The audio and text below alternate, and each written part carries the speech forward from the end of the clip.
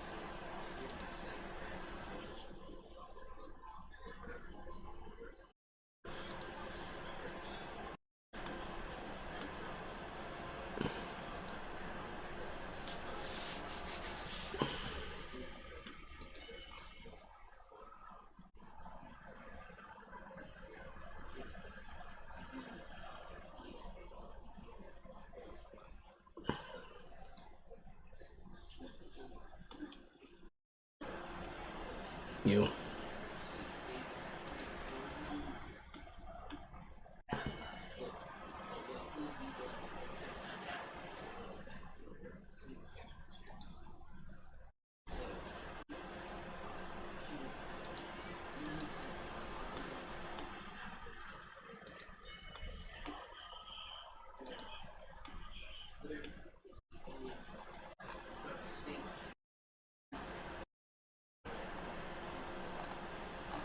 Things, nothing to do on the server.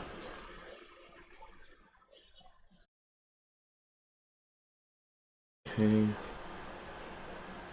this, and this, and this.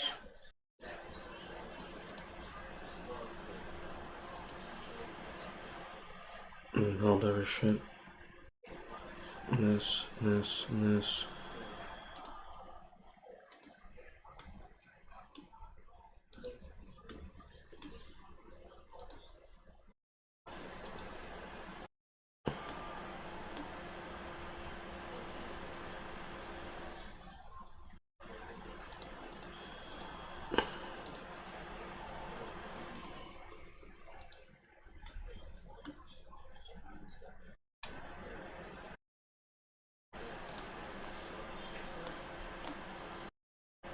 God damn, there's too many chat rooms.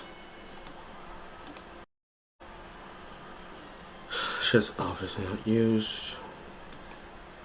Strawberry C shit.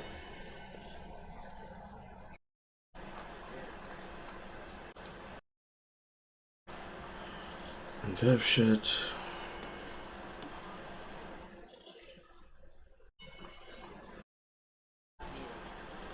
Ugh.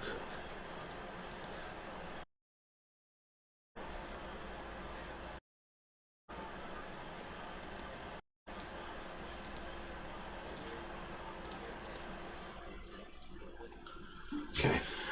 Alright. Hello. You saw the butter clip. I wish I didn't hear the information that was in the butter clip. Snow is falling. Billions will eat gumbo. Paste. Paste, paste, paste, paste. Alright. I need to remember to make sure that this game does not take up too fucking much of my time. Somebody put out, you have to go to the shorts and you have to watch the butter clip. If I explain the butter clip to you, you're not going to get the effort of what really made the butter clip the butter clip.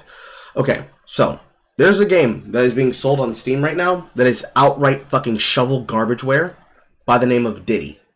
It is basically a repurposed fucking trash push video game that took some baseline video game shit from a pirate game and repurposed it into a meme game about Diddy parties. Let's see here, what is the fucking shit? Is this the fucking shit? Secret Win? No. No, that is. Why is that the title of that? Secret Win 64/shipping galaxy verse AS. Anyways. This right here. This game, Diddy, version 0.1, outright shovelware. But as we go through the fucking Destiny reaction, he did not make a video. He decided he was gonna post it as a fucking clip on his or a reaction on his subreddit. Very gay of him to do. Very bitch made. Not demure.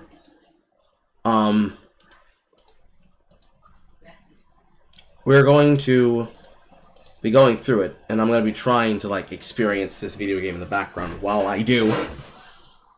But more than likely, it's going to be really dog shit. So I have to make sure that, as I'm doing that, I don't play it for too long, because if I go over the 2-hour fucking refund limit, then I'm not going to get a refund for this garbage. But, you know, is what it is. Is what it fucking is. Anyways, without further ado, let me size this shit up and let's get going.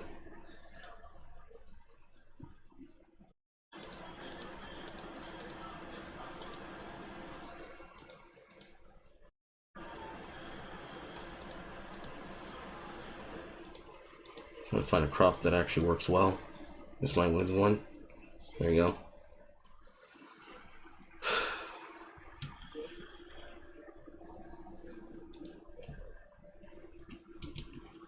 See this in a bit. There we go. Alright. Drag this over to the side of the screen.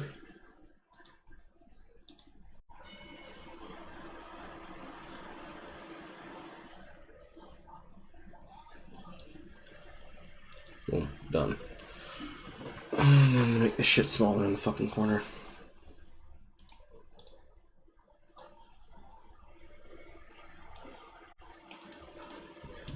Alright. Legal arc beginning in mysterious ways. Such wow. Sometime in November, extremely sensitive and personal material of mine was leaked. This not affected not only me, but many people in my life. I want to be clear, this leak happened without my knowledge, my consent, or my authorization. I never had an intention for any of these images to be published. I haven't spoken out publicly regarding the situation for a few reasons. 1.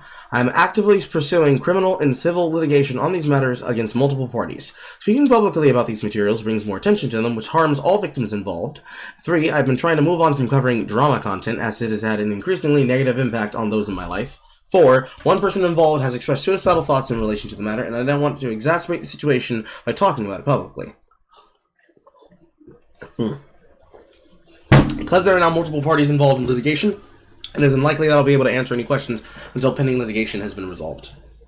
So just starting off the top already, out of the fucking gate, none of this would have been a fucking issue or a problem with shit that you would have done and the shit that you chose to do if you hadn't been the one to go out and look to get people involved with your bullshit concerning the shit that people had problems with. If you hadn't been how you were to act as you did with the shit that you decided you wanted to have a problem with and deal with problems about. Nobody would have known that there were images for you to be involved with or in if you, Destiny, hadn't recorded these people while you were playing the game. Wow, this is really bad. Wow, this is really bad. Holy shit. Go to the Magnificent Gate, kill 2 cheap protections, and reach the parking lot marked with 7.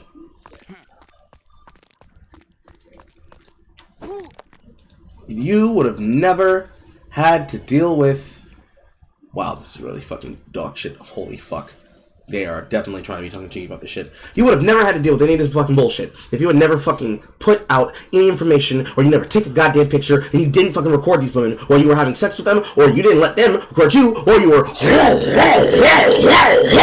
on these people while you were doing this shit. You would have never had these goddamn issues, and you never would have had these goddamn problems. All of this shit is your fault, Destiny. You didn't need to record them. You didn't need to post the shit. You didn't need to brag about posting this shit. You didn't need to do any of this bullshit you're doing. Okay? That's the end and short of it. That's the end of the short of it. If you hadn't recorded it, and you hadn't posted it, and you hadn't done that shit, and hadn't bragged about it, it wouldn't have been a thing. It wouldn't have been a thing. But that's what you did. That's what you posted. That's what you put out there. You put it out there. You talked about it. You were trying desperately to hope that the mitigating circumstances wouldn't be that big of a fucking deal. But you did all this shit. I talked about all this stuff. And made this possible. And then what did your fucking people do around you? Protect you. Run for you. Try to save you from your goddamn malfeasance. You got Pixie out here suing you over shit that should have never been published. You got fucking Erudite, Kayla, ruining her marriage for you, trying to fucking cuck herself about her trying to get involved and do all this shit with the Taliban to try and get her goddamn clinic off the goddamn ground. Meanwhile, she's outright probably gonna get a divorce soon. Because, hey, there might be a chance that you fucked her. Can't say that it's off the table now, because how many women were exposed? How many men were exposed? Lodabox is about to fucking quit streaming because you dicked this girl and then passed her off like fucking party favors. No one would have been affected if you had kept it in your motherfucking pants. But you decided that your ego and covering news was more important in the zeitgeist than not recording their sexual dalliances. And then, of course, to learn that for the Pixie shit, the reason that shit went viral was because you were bragging with another fucking Discord kitten, talking about how you were getting sexually involved with Pixie? I'm sorry, that's not good enough. Sorry, that's not good enough. You gotta show me something, nigga. Nigga, you have to show me something. Like, it's beyond good. It's beyond bad. It's beyond good. It's unacceptable. It's dog shit. Stop it, please. I'm hurt. It hurts my heart. It hurts my head. My God, this game is really bad. That said, I am now limited to what I can say. It is important to know that people about my recent communications with me regarding Pixie, from when I was friends with and collaborated on many occasions in bed. Since the leaks were first circulated, Pixie has stressed to me that keeping things out of the public eye was important to her on November 30th, December 2nd, and December 3rd. Which these are all the same clips that we've actually seen before.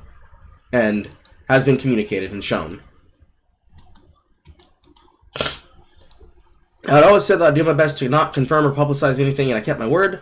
On December 11th, I received a message from a mutual acquaintance named Lauren Hayden, known as Lauren Diagona, that has a little background. Lauren has had negative sentiment toward me since I rejected her romantic advances earlier in the year. I understand that she organized a fundraiser to support Pixie's lawsuit against me, and assume that she's been counseling Pixie on how to proceed. I then received a message by Pixie, which she suggested she create a post about me to go live after she committed suicide. This concerned me greatly. I genuinely believe that she was still in mental anguish following the leaks weeks earlier. I responded in earnest, doing what I could to reassure her and letting her know that she had every right to pursue a legal course of action. At no stage did I try to convince her otherwise. It was a highly emotional, volatile time, and my main concern was her well-being. Links here and here. What you did was evil. I've never hated anyone so much. Hi, Steven. As my life on this earth comes to a close, I want to ask you blah blah blah blah blah blah blah blah blah blah blah blah blah blah blah. Fucking Christ, it's fucking so gay. Oh my God, it's so gay. We will take time to pause to read for yourself. 1996. Gotta keep that in my head. Underwater potion seller. Get new gear. Interesting. She basically goes on to have like a suicide note post inside of his DMs with her, and he tries to talk her down. Number one, things die out surprisingly fast. Number two, you have illegal options still available to you. Number three, you've accomplished and done a ton of things in the past couple of years. Yo-yoing between social suicidal idolation thoughts and being hung over a weird guy and feeling aimless at getting your degrees, or doing a lot of work to progressive victory, moving and then surviving in Miami all on your own, and then branching into new content, making new friends across new communities. This is garbage. This is utter garbage that means nothing. She doesn't feel like she's doing anything of communicative value because she doesn't feel like she's getting anything out of her relationships with these people. And that's a fair thing for her to be annoyed about and for it to be accurate about.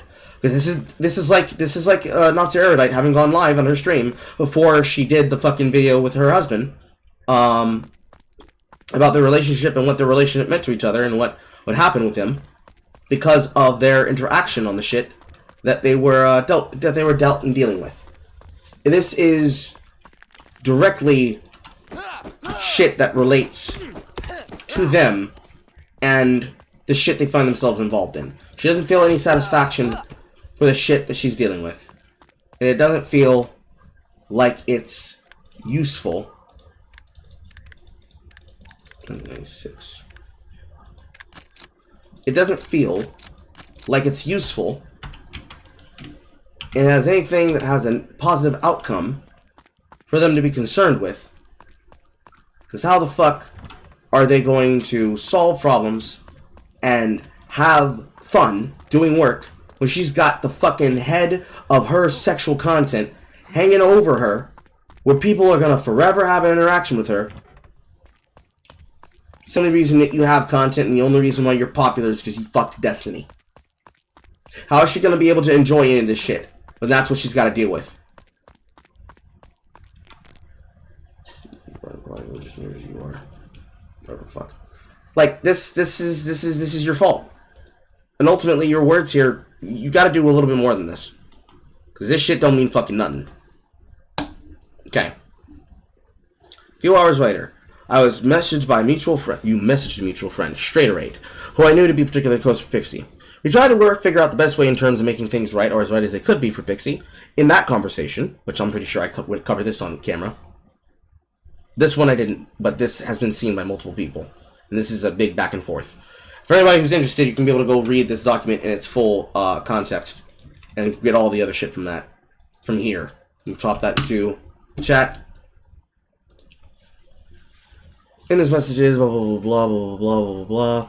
Because the question for me in the conversation, we spoke about things that do the toll on Pixie's mental health. I took Straighterade's suggestion and presented them to Pixie. I explicitly offered to help her financially, having it communicated to me that she was also under financial pressure with dealing with this matter. She responded stating whatever price she would ask for would be too high and would only result in making her feel worse. This being an older screenshot from that conversation, where it appears that she has since deleted only that message as it is no longer in the current conversation history. Later in the conversation with Straighterade, she told me that Pixie seemed she wanted to cover the entire tuition for law school. Other people telling me that Pixie thought it would be appropriate for me to pay anywhere from $500 to $1 million in emotional damages. At no point did Pixie make a specific or explicit request for financial compensation. And then sometime in December 13th, Pixie unfriended him on Discord. Became clear that no amount that I agreed to would be satisfactory by the nature that I agreed to it. Third parties communicated from the point of any financial compensation would simply be to, quote, punish me. The language was incredibly frustrating to hear secondhand, already showing a willingness to make things right as best as I could. Having spent time talking to mutuals of ours with the intent to help address concerns with our mental health and suicidal thoughts, the sincerity which I genuinely believed I was objectively harmed by this situation and actively seeking to find a resolution that worked well for everyone. I'm not sure where Pixie got this idea that she needed to financially punish me. In this text message, Pixie reiterates she doesn't want criminal penalties for me, just big financial ones. Some of my most personal messages gone out to the world because of what happened, including incredibly explicit videos of mine, some which have been forwarded to family members and colleagues. Information coming out that has irreparably damaged my personal relationships, with this saga being a nightmare for all parties involved. In the Taliban, her accusation that I likely used a proxy to widely distribute this material while claiming deniability is extremely hurtful. I flat out cannot believe that anyone think that I would intentionally leak my sex nudes to the public. I increasingly felt uncomfortable by the language being used regarding financial punishment and wanting to teach me a lesson, along with the conscious references to the precariousness of somebody's mental health. It was no longer felt productive to engage in these conversations, as well as being documented at the start of this. I was completely willing to make things right with Pixie. At this point, I just tell people close to me that if Pixie wants to pursue legal actions, she's always free to do so, but I don't feel comfortable talking to her or about her, at least until my current legal actions have run their course. It has been brought to my attention that Pixie has now tried to re-add me as a friend, but I have since ignored these requests, which I think is probably good in his matter. I never told anyone what they can or cannot speak about. I was always let that option be open to them. Despite what people have said, I've never threatened Pixie with litigation or NDA'd anyone. My goal was to respect the wishes of people who have been affected by the leak, but Pixie now stating her intention is suing me and fundraising for that. I do not believe I violated any laws, and since Pixie has made it clear that what she wants me to do, I will have to let the evidence and the legal filings speak for themselves. It is unfortunate it has to come to this, but it means that all communication with her or Lauren, who may or may not be representing her, will have to be through counsel. And he's getting lit up by his audience, or they're meaning on the fact that he has to respond to this in this way with his audience.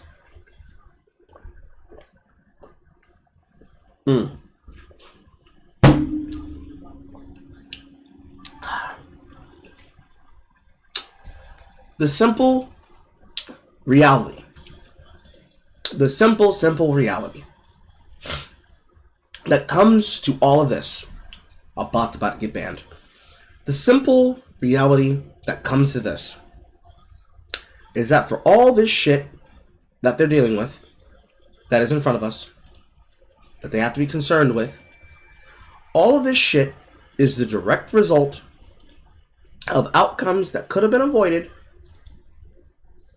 That could have been avoided if they hadn't done what they didn't have done. Wow, a pre-crafted base. That's so nice. Ew. God, that's just words. This shit would have never been a problem, and it would have never gotten here if the people involved, starting with Destiny, if Destiny had never recorded the shit that he did. Sword is fast and lethal as him in his lap bar, so I swing one swing and drop a disc to finish him off completely. I'm being stabbed. He's fucking me in the butt.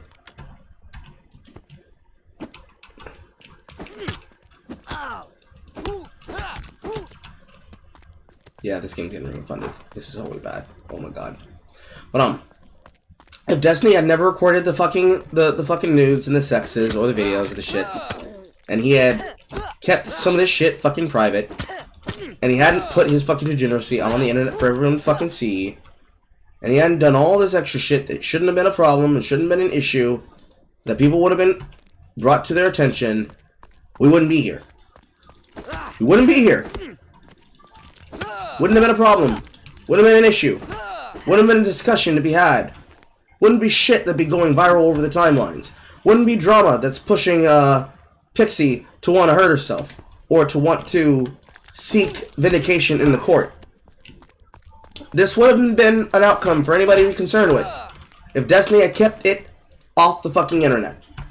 Then, if you didn't make an entire culture of content creators and YouTubers surrounding you, covering up for you, and trying to save you from bad press and bad ego, you wouldn't have an entire internet looking at you like this. Because this shit is directly your fault. You can't blame this on Kiwi Farms. You can't blame this on drama YouTubers for it going viral, because all this shit stems from you and how you interacted. If you had just done anything differently,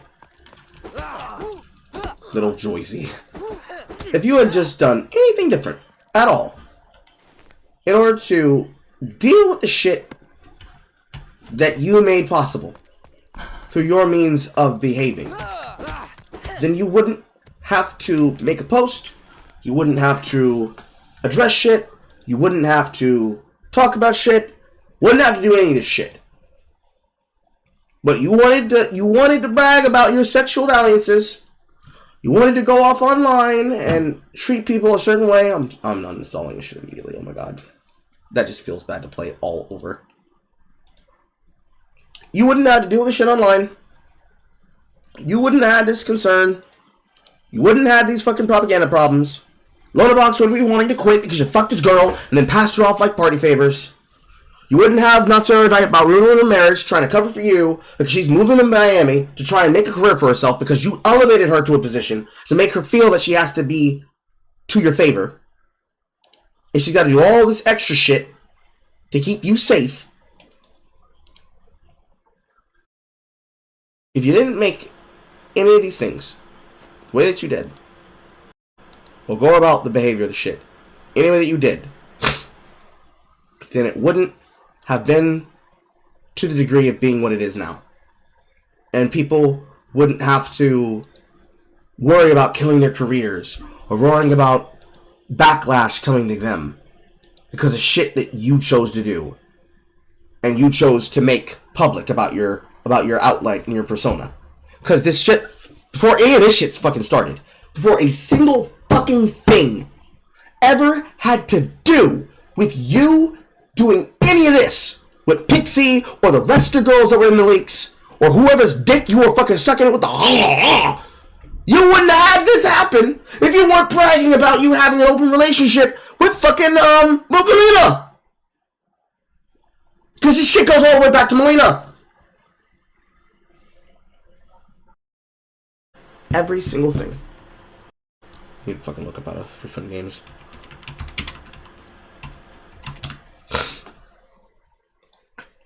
You wouldn't have had to do all this shit if you hadn't chosen to brag about your sexual dalliances with these men and women that you were getting involved in. When you went on to the awful podcast to brag about it, you didn't need to do it then. When you chose to continue bragging about it on your live streams and bringing on women like Brittany Simon and Farha and the rest of them. When you went to go do work with fucking Vosh and Brianna Wu and Keffels with Progressive Victory, you bragged about it then. Your entire content strategy, or lack thereof, where's my shit? Your entire content strategy was based on bragging about your sexual dalliances and making your Twitch stream, or rather not your Twitch stream, but your fucking Kick stream, your YouTube content, your YouTube reactions, you made it all about drama shit. Because all drama was good drama. Until the news stories changed around on you. And everybody had learned way too much about you. That now, it's blowing up in your face. And not only is it blowing up in your face, because you were staring real super hard at the fucking Kiwi Farms thread of people watching you suck dick, which really is the thing that was most annoying for you. You didn't like the fact that people were seeing you fucking glaze a man's meat. Just puckered up and shit. Everything else that has happened as a result of you, you have to open up your fucking eyes and look at what you fucking did. Because all of this is affecting all the smaller people around you that don't have the money, that don't have the social clout, that don't have the reach to be able to help you or anyone else around you concerning this drama. So, when it comes to the thread, and these people in the comments that are trying to cover for you and shit. That's something with Steam Guard code. Come on, camera. Come on, camera. Come on, camera. When you have all these people showing up in your fucking subreddit, leaving these messages and talking about this shit, when you did this shit, especially with this person's fucking clip, it feels especially weird in my electrolytion many times on stream. He said something to the effect of, I don't understand why all these big name people are doing stuff that could effectively blow up their careers and lives. They have clout, they have a ton of girls constantly blowing up their DMs. If you're desperate to coom, it's not like you don't have other options. How is it that you can't take your own fucking advice concerning the shit that you have directly in front of you? How is it that you're struggling to take accountability for this shit that you're choosing to do? And you can't consider you should take your own fucking advice. How is it that this is how this is happening? Yes. How is it that this is shit that's fucking happening?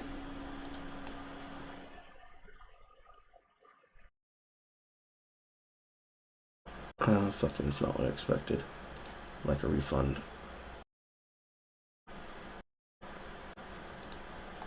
Fucking, what is this?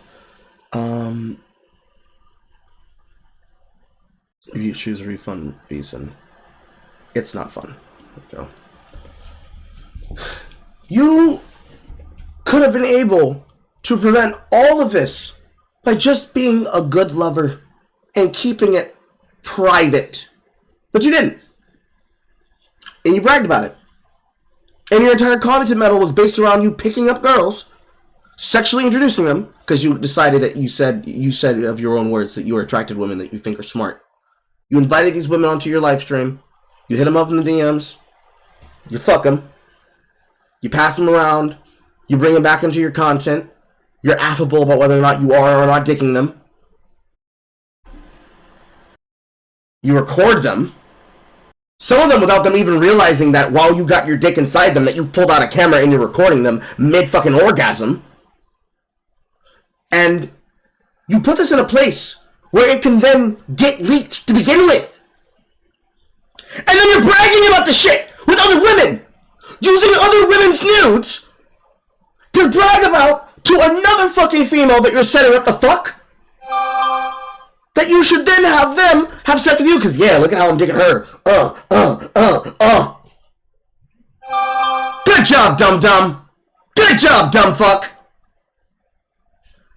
You deserve what you're getting. You wouldn't have to worry about this shit if you didn't do that. But that's what you did. Good job. What is all these alerts on my phone? That's what you did? That's what you wanted. Good job. Hope it was worth it.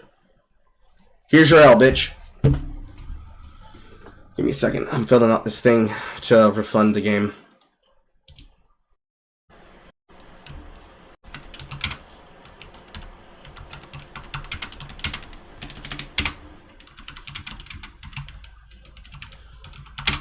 The dramatic nature of the Diddy allegations and federal case against him for clout and drama. Not only is it not fun, but it is vaguely disrespectful of being an asset flip. It's not worth my time and money.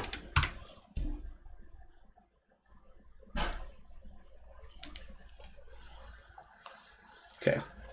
Wonderful. Let's read a couple other things inside this and keep covering this content. Yes, I agree, Alastair. 100% fuckboy behavior. I wonder if there are only OnlyFans girls that he sent this stuff to. How many might come forward just to throw Destiny under the bus? All of them? Why not? You throw Destiny under the bus, you ain't gotta worry about the shit. You throw him under the bus, you don't have to worry about a single goddamn thing that brings him or anybody else into any kind of relevancy.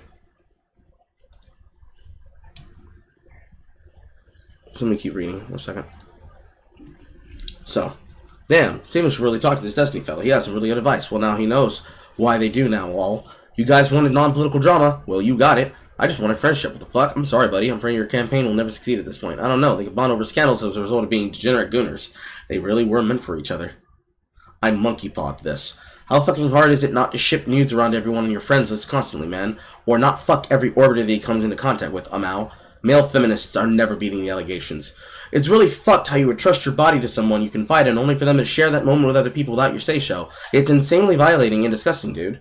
This guy would do anything other than releasing the J6 video, shaking my head. You're regarded. How do you constantly end up in these situations? You might have a cum addiction and should seek help. It was the medication I was on for my blood pressure. It fucked up my head, but I'm over it now. I should probably get a letter from my doctor, Destiny Spatafor. Serious mental illnesses. Man, if your kinks have been completely overwhelmed with moral compass, it's time to refocus on changing yourself. Therapy now. That face went bad and forgot to toss Destiny a pardon today. Ban Destiny for 2022 soy. Go seek help. Literally every drama you've ever had or generally shitty thing you've done has been related to sex. There's zero reasons to share vids and pics of people unless they're your own. You aren't a porn star and neither is Pixie. Could have just been in the lolly horse penis like a normal degenerate instead of violating people's consent. Shit, Vosh's folder is actually easier to defend, and it's so Jover because they're so right. Sure, Vosh has to defend his hypocritical standard of shit that he's complaining about when it comes to him claiming that anime fans are bigger gooners and shit. But how do you defend this on such a wide scale across the entire known internet? It ain't happening. It ain't happening.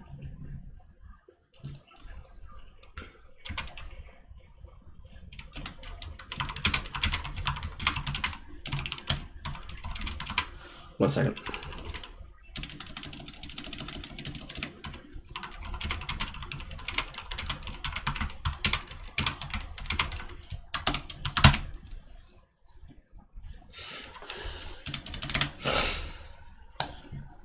Oh god, let's keep reading. Imagine that being so fucking bad that even fucking Bosch has an easy win compared to you. Fucking Christ, man. Fucking Christ. Boom, boom. Please let that be the email. I don't need to open that in this window.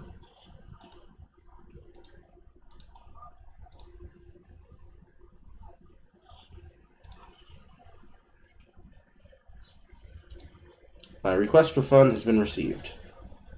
We'll get back to you as soon as possible. Okay.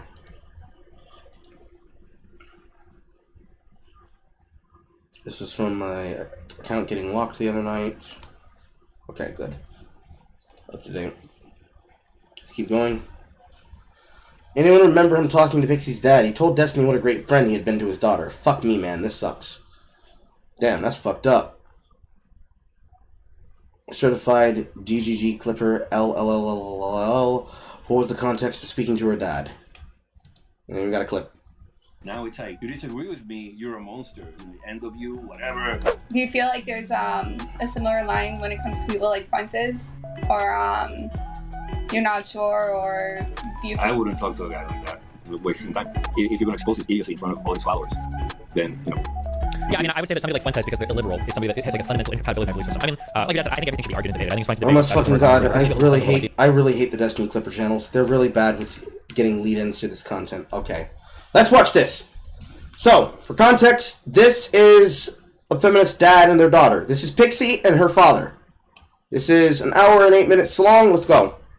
We're going at normal speed because you guys need to be able to hear this shit. Well, I try my best. I'm a friendly person, you know.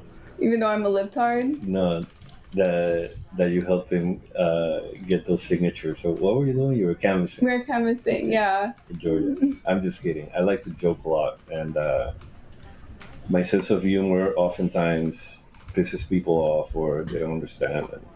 Yeah, you're good. But, you're in good company. I'm not losing any sleep over that. No. All right. Well, what are we chatting about today? I don't know. Andy just told me that she would like for me to tell you my view on centrism. Yeah, what the center is. What the center is. We strongly disagree with this. And I a long time ago I was thinking, well, you know, about this subject. So I figured, well, the thing that you got to hold on to something, or you got to have a belief, right? It's pretty basic. And then part from there. So with regards to where we live, you know, assuming, you know, we're in the U.S., we grew up here and everything. So basically what sets the center, what establishes the rules is what sets the center, I guess. So I say, well, it's the U.S. Constitution is a document that basically sets the rules of how we're going to live here, and you know what we can and what we cannot do. Okay. So I think it's a brilliant document. It's been misused on both sides, but when you strip down all the major issues. Yeah, when you strip it down, you realize the document. No. Hold on, sorry. Oh my god, I don't know how you got here. My bad. Yeah. Okay. Sorry. You got somebody invading. No, don't worry. He's muted. Okay, sorry. Go ahead. Repeat what you're Are gonna you say. talking to Zerka? So when you strip it. Yes, Zerka, a man who would try to fuck an underage girl at a party, then lie about it, and it'd be responsible for getting him and another streamer completely banned off of fucking Kick and Twitch because they can't stop fucking being retarded. Another person in your fucking background that you need to remove from your inner circle. But he's gonna keep him there, because hey, Zerka makes really good clips. Fucking kicker keeper shit. You'll keep him around and in your fucking orbit, which won't do anything about the shit you're fucking dealing with. Anyways. When you strip it down, all the major issues, like say, for example, slavery, you see that the Constitution really doesn't allow it. So, because somebody gave that example last time I was here talking with Andy, with Dixie. You say, well, the people that were pro-slavery were centrist at that time, so it doesn't really apply. But my point was no, because they were not really following the Constitution. I mean, that's kind of. I mean, I feel like when we say following the Constitution, isn't that kind of up to the subjective interpretations of whatever the Supreme Court is at that particular point in time? Isn't that what Marbury versus Madison kind of settled, was the Supreme Court is the ultimate interpreter of the Constitution? Yeah, and then we get into judging or making judgment over things that happened many years ago, and we've certainly gotten better through the years, and we can take a look back and say they were wrong at the time. So that's another discussion there with what is being done today, that they condemn and they I'm in trouble translating today, I don't know why. They labeling these people as evil people because they did not make the right decision back then. But it's sketchy and iffy. I don't agree with that because we weren't there. It's a different way of thinking back then. So at best we can say, well, they read it wrong and they were wrong about it, and thankfully we were able to fix it. But expanding on the subject, the centrism, but my biggest beef with when Bixie talks about it and some other people, it's like, hey, I consider myself slightly right of center, and I have my views and they're set and everything, and I believe in them and whatever. But then, if you or Pixie, for example, she goes way to the left. Then she looks at me and she's like, "Oh, you're super to the right." It's like, no, you move way to the left. You don't get to take the center with you. I'm here at the center. I haven't changed anything. Yeah, I agree with his opinion. I'm typing in the background here because I'm trying to fill in the enemy mall on Twitter about the details of this situation because he's asking questions about it because it's coming up to him and people are giving him information and are wrong and stupid and I need to correct them. Sorry. You're the one that moved way to the left. So in that sense, the center stays. The fact that you move way to the left doesn't mean anything. It means that you're further away from the center. And it's an argument a lot of people use, I think, I don't know if on purpose or not, but a lot of people use it to justify that they're really not that far left because they're bringing the center with them. And then all of a sudden I haven't done anything and I am considered far right. It's like, no, hang on. Far right is crazy. And I'm not there. I'm just right of center here. Nothing has changed. You're the one that's moved way to the left. So that's basically it. That's my position on centrism. Gotcha. I don't know if I care that much about defining centrist, just because there's not much value that comes out of like in a conversation. If I'm going to argue with somebody about positions, I think I would just argue what are we talking about, rather than are you centrist or not. I think people have problems with the word centrist for a variety of reasons. One, as you correctly pointed out, is because some people use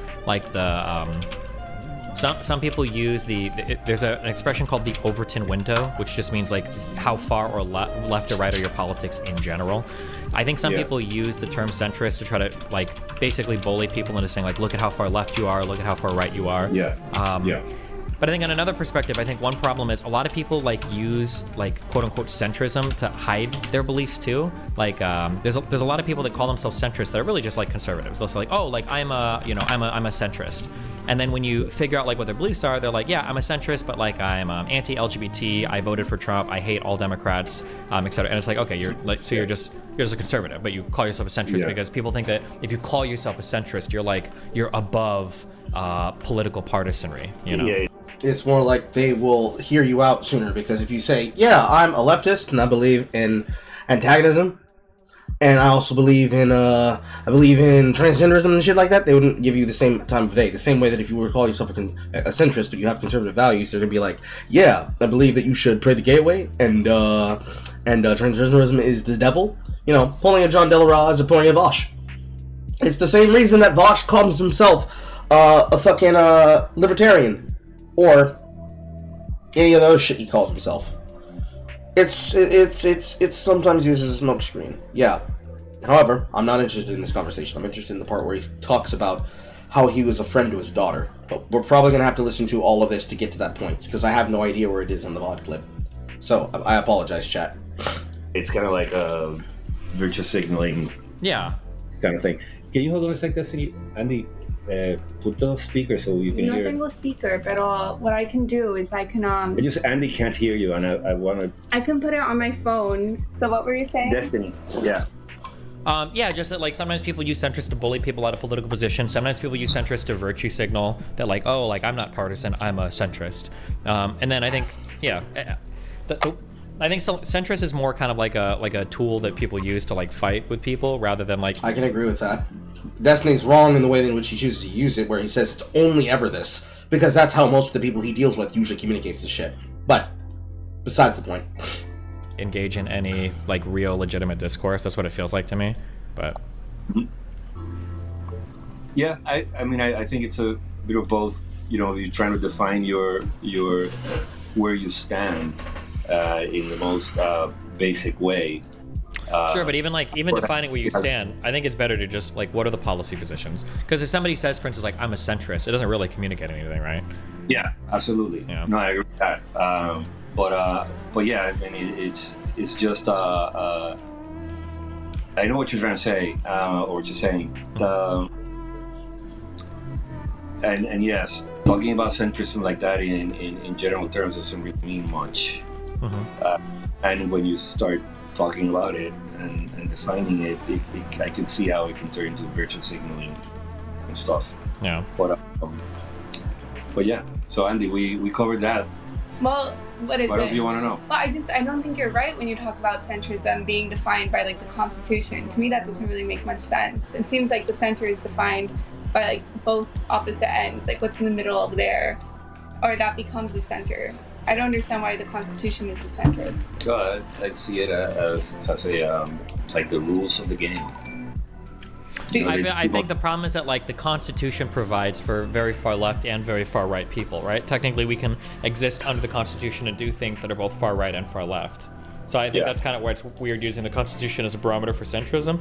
I think for centrism, I would just define centrism as like if we do an aggregate polling of all of Americans and we look at what their opinions are, we try to find stuff that's like roughly in the middle. So like a centrist opinion on abortion might be like allowing people to have abortions in the first trimester only, right? I think that like 90. A centrist position is having a first trimester abortion. Are you fucking serious, Destiny? And a first trimester only abortion.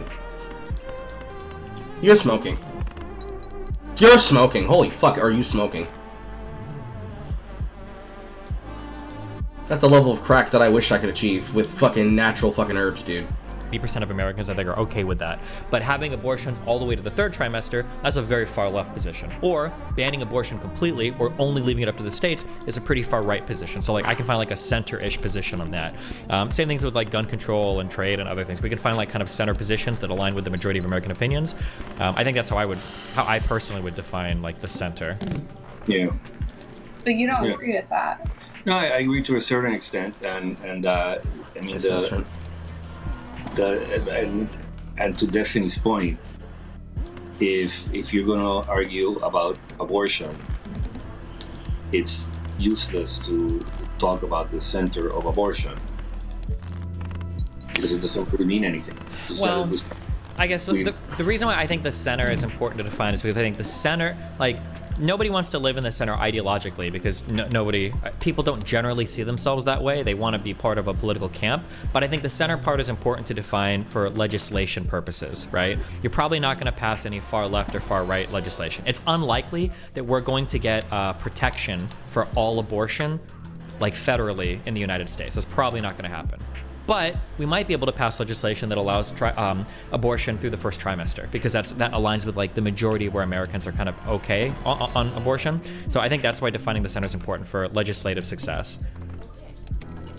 I think too that it's a pity that the way discourse has been the last year, couple decades, I say, in the U.S. We really can't talk about abortion without either side being like heels to the ground and like, no, we're not moving for this, and you're fucking insane for thinking what you think. Yeah, I agree, but I think part of the reason why is because people refuse to define like where the center position is. Like, you've got people on the left that are defending like infinite abortions through the third trimester, which is ridiculous, I think. And then you've got Republicans saying that like all abortions should be banned, like except in cases of rape, which I don't even know how the fuck you would, or I'm sorry, I don't know how you would even defend that in front of a doctor. Like, do you have to prove that you got raped from?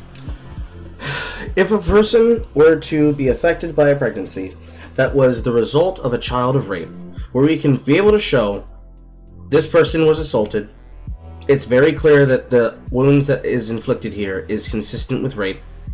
When the last time they came in for this was a documented rape kit, we've been doing blood work since then.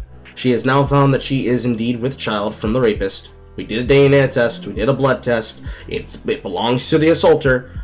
We can be able to terminate this. This is basic Planned Parenthood talking points we've already dealt with, that have already been discussed from the center-left issues and the center-right issues, that people have already agreed that if you're not a fucking malicious, evil person that is trying to play fast and loose with what you consider this to be, everybody understands why this would be a fair question and assumption and an exception that they would make with these rules. Because this goes back to Roe v. Wade shit. Unfortunately. It goes back to Roe v. Wade shit, where you have individuals that need to be reminded, hey, you kind of have to like not be crazy and not lose your fucking heads over shit that you should already know well enough is not something that you should be so deeply, madly concerned with or concerned about, as most people are and or would be. And like being able to go from there concerning that shit. Like, that's like basic level shit, quite honestly. But to the other shit, rewind. You've got Republicans saying that like all abortions should be banned, like except. Not all Republicans are saying this. Maybe the part that has to do with the party of Mitch McConnell, possibly, but no. In cases of rape, which I don't even know how the fuck you would, or I'm sorry, I don't know how you would even defend that in front of a doctor. Like, do you have to prove that you got raped? Like, that just seems insane too. So I feel like, yeah, I understand why the conversation is hard, but it feels like it's just hard because people are always like fighting for the most extreme position, rather. It's usually hard, not just because they're fighting for the most extreme position, but there's people like you actively telling people, bro, I wouldn't even know how you discuss this problem. It'd be simple. You should just open up discussions with it. Hello, Ebony. And then figuring out like, okay, well, what do most of us agree on, so that we can actually write a bill that most of us would want to pass, I think. Yeah. Out of curiosity, Destiny, where would you try, or around, I know you said first trimester, but what do you mean exactly by that? Do you mean like at the end of 3 months? Do you mean heartbeat? Do you mean like brain activity? No, I think for first trimester abortion, I think having legislation that says you can abort up to, what is it, like 20 weeks or something, or 12 weeks, or 12 to 16 weeks? I think like within there, I think is fine. I think that's where like the vast majority of abortions happen anyway. Isn't it like 95% of abortions or some insane number happen within the first trimester anyway? I think it would just be an easy, I think it's easy to do that. Mm-hmm. Bobby, you believe it shouldn't be until, or the heartbeat or whatever, like 6 weeks? My personal belief is they shouldn't have, except for extreme cases like incest and rape and shit like that. But I'm totally bought into the notion that I can't force people into my belief, so I got to come to a compromise with the other side, so we can reach an agreement where neither side is fully content with the outcome, but they're happy to live with it. But you believe so that in means 6 that weeks for, like, because I remember. I like Destiny said, I think the first trimester is something that's reasonable. Yeah, I think what he's saying is it's hard because we want to feel like we're getting what we want morally 100%. But the reality is that in a democracy, especially around charged issues, where like everybody's going to feel like they're getting a little bit screwed over. But that's probably a good thing. On some issues, like that's just the nature of living in a democracy where we're voting on really charged issues. You're not always going to get what you feel like is the best thing all the time. I feel like sometimes people think like, oh yeah, we're in a democracy, we need a diversity of opinion, but not really. They just want like a diversity of opinion around like, should it be like $20 an hour minimum wage or like, $25 an hour? Sometimes you have to compromise on things that you really, really, really don't want to compromise on. And I think that's hard to do, but it's necessary for a democracy to function, in my opinion. I think that was the genius of the U.S., the formation of the U.S., that you had these people that, they all knew that they didn't want to be ruled by, by a monarchy or any shit like that. Mm-hmm. So they together and they said, okay, we don't see eye to eye, but we're going to set up a system where we're going to have to come together and find common ground and move forward from that. And if people would get back to that, I think we'd see a lot of progress in all aspects of society in the U.S. But there, people are freaking digging their heels and not wanting to move. So we're getting very polarized, and that's not good. Yeah. Do you think there's anything that shouldn't be given up though? Like, do you have any position? Yeah, of course. If you're gonna ask like, oh, what about slavery or rape? Like, there should be things that we have hard lines on. But I think abortion is one of those issues where it's like, we've had Roe v. Wade for 60 years, and we're still hotly divided on it. And I don't think that abortion is as clear-cut an issue as like slavery or murder or rape. Like, there are gonna be some things that we shouldn't compromise on. There probably shouldn't be any types of like legal murder or anything like that. But when it comes to like abortion, it's just such a hotly contested issue that is so morally personal and difficult to like wade through. Like, even philosophers are going to go back and forth, right? And there have been tons of papers that people have written back and forth on the arguments for it, that I think we're probably going to have to realize there's going to be some compromise. It's going to make everybody a little bit upset on it. Yeah. Well, I mean, like, in modern day issues, I'm not talking about like slavery or whatever. I'm saying, do you think there's anything right now that people are debating that might not be, that maybe shouldn't be debated, or there should be a clear line drawn there? Come again?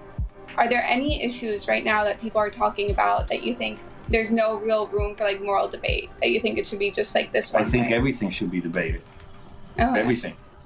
That's a big problem that we're having now, that we have people wanting to shut up other people because they don't agree, and they say debate is over. Listen, you got to keep talking until you get to where you want to get. I think it's good as a society to progress in some ways. Like, I don't think we should be debating everything in society. Like, for instance, like, I think we're probably past like child labor. I don't think like children that are like 6 years old should be working in like coal mines. That's probably a debate that we've moved past in society. Well, of course, when the issue is settled, there's no more need for debate because it's pretty much settled. Mm-hmm. But I mean, I think that by definition, if there's a lot of Americans that are arguing over a thing that they disagree with, then it probably shows that there's still like a healthy amount of disagreement there that's worth having a debate over, I would say, in general. Yeah. That's what I'm saying. You need to debate. But yeah, if somebody comes and tells you that child labor is something good and we should bring it back, then it's a stupid position. That's really, we all agree, everybody mostly agrees that, except for crazy people, that children should be. So I have a question, Bobby. Because of the Constitution, blah blah blah, everything that's been passed, Supreme Court, you don't think gay marriage is up to debate right now, or? I think, and if you read Scalia's dissent on that decision, he makes some very compelling points as to why that should have been debated more, and he felt that it was rammed through, and he didn't think that it was up to, this is a few of the things that he said that I remember. And he said it really isn't for 9 Ivy League educated lawyers to make such an important decision. It should be debated and discussed a lot more before you make a decision. And it should be on a law. It shouldn't be like the Supreme Court deciding what the law is. So in that sense, I totally agree with Scalia. Now, as I told you many times before, I got to be consistent with my beliefs. So if the Supreme Court decided it was such, they have to live by it. And it's settled. And that's pretty much how many people look at the issue. We just want the court to settle on it and to decide this shit so that we can stop arguing between ourselves about what is and what isn't. Which would do a lot to service the annoyance that most Americans have to deal with when they deal with people that are just basically go act them so fucking frequently over whether or not this is or isn't the way that the world should be, or that this is or isn't the way that the issue should be discussed. And I wouldn't want it to be overturned later on because, at the end of the day, whatever. That doesn't do anything to me if two women get married. My original beef was more as a respect for religion, which you don't have to agree with, but people wanting to change the definition to be included in something that they really don't fucking believe in. And I might be wrong, whatever, but that's how I see it. But now that it's settled, it's moot. So, and it's not like that's another thing that's been missing, in the current times is the, I can disagree with you, but nothing else changes. Now it's like, you disagree with me, you're a monster. You're the end of you, whatever, because we don't agree on that one issue. And that's hysterical. It's stupid. It's childish. It's immature. It's like, no, we're not going to agree on a lot of things, but we're going to agree on a lot more important things. And the fact that we didn't agree in that gay marriage point, which is now moot, didn't make me a bad person or didn't make me a bad father or anything like that. It's just like I saw things differently.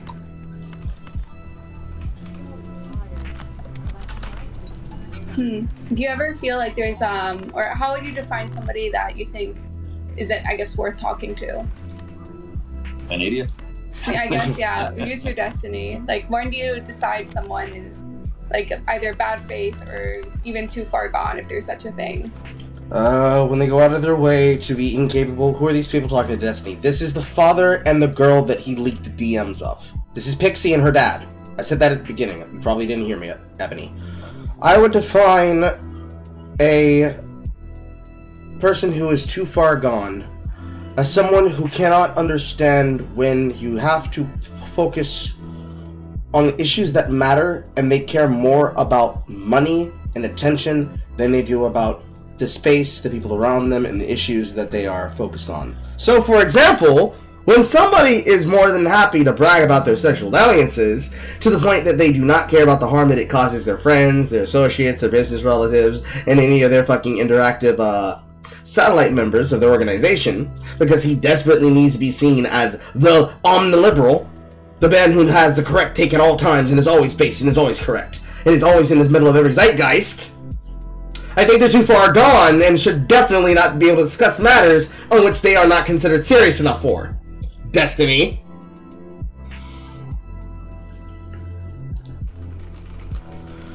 I mean, like, if there's going to be, like, some really fundamental moral disagreement, then it's probably going to be around that. It's going to be over some really fundamental moral thing, is what I would say.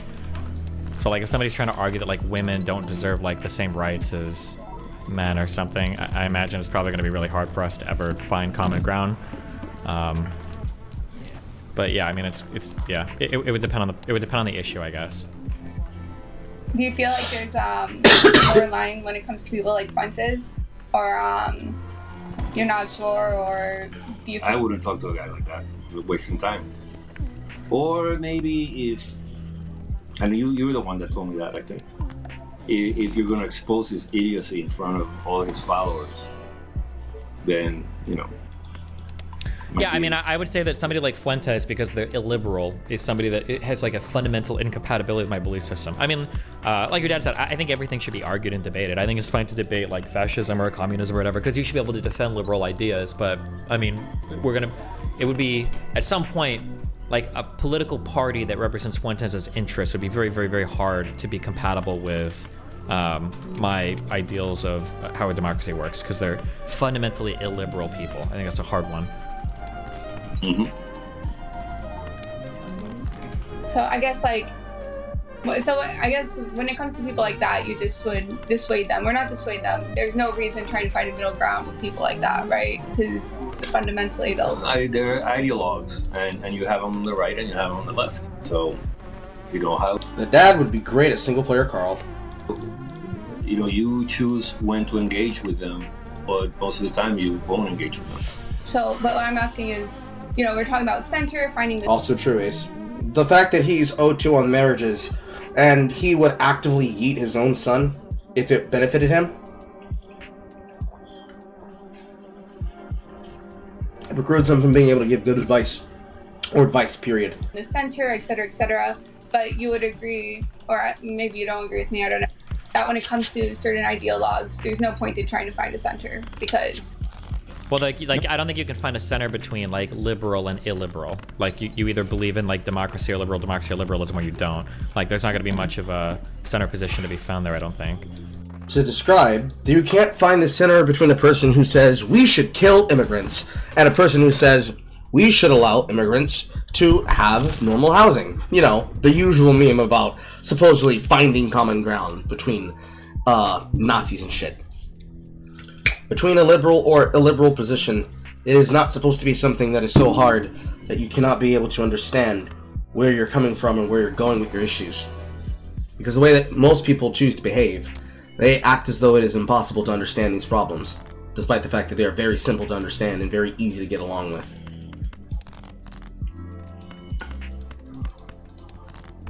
I mean, I think it's still worth like arguing or debating, but you're not going to agree fundamentally on anything, right?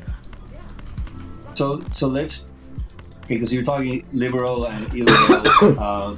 So do you see a difference between liberal and progressive? Yeah, sorry. When I say liberal here, I mean like property rights and like voting democratically and like freedom of speech. That's what I mean when I say liberal, broadly speaking. In the American context of like liberal versus conservative, yeah, there's a difference between liberal and progressive, sure. I don't know if many progressives anymore are liberal. I'm not sure, because a lot of them are farther left than that. How progressive are you, Andy? I just generally progressive. I don't know how else to say that. Andy's super progressive. She doesn't believe in capitalism.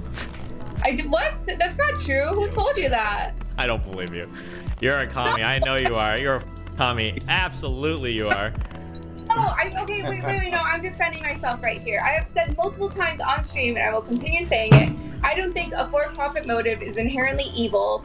I just don't think everything is most optimally designed when it comes to for-profit. I think there's certain industries that should not be for-profit. So what does that mean? I think when the idea of what the industry is supposed to do or accomplish goes against direct conflict with profit, then it probably should not have a for-profit motive. So healthcare, for example, if you have that as the main motivation, then people are incentivized to not give you the healthcare that you need or the healthcare that you want, if it means that they get a bigger bag at the end of the day. So I don't think a healthcare system should be for profit. Similar with jailing. Now suddenly you have all these incentives. Please stop for a sec. Let me jump in for a sec.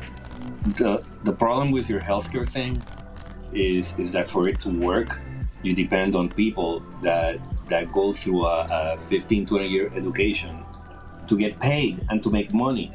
Yeah. So you're gonna have to pay them money, and it's a profit incentive for doctors are they want to save lives and everything, but they also want to make money. And you're saying, healthcare is alright, whatever, whatnot. We're going to make a system that's not for profit. So these doctors, they don't have, they're not going to pay what they should get paid. Okay. At the end of the day, that's what it boils down to. There's a couple of things here. You can pay people a salary, and that still doesn't make your organization or the system as a whole for profit, right? So when I'm complaining about for profit, I'm not saying, people want salaries. Like, that's not what I'm talking about. I'm talking about that fact that, like, health insurance companies or hospitals are incentivized to basically rise the price as much as they can because they're not actually caring about your health, and they're caring about your money. Okay. This is true. Pixie is correct. Despite the fact that she's responding like this because Destiny triggered the shit out of her. That's and here is where I agree with you to a little extent. It's insurance companies gaming the system, and that's where you run into all these problems with hospitals facing costs and all that shit. So instead of making bringing in the government to control everything and to try to make it work, which never happens. You cannot give me an example of government doing anything successful. What about USPS? The post office? Yeah. It sucks. What do you mean? They're in deficit, operational deficit all the time. Have you seen like how much? Well, let's not go on a tangent first. So instead of bringing the government to fix everything, which they never do, why don't you try to rein in the corruption with the insurance companies that are fucking everything up?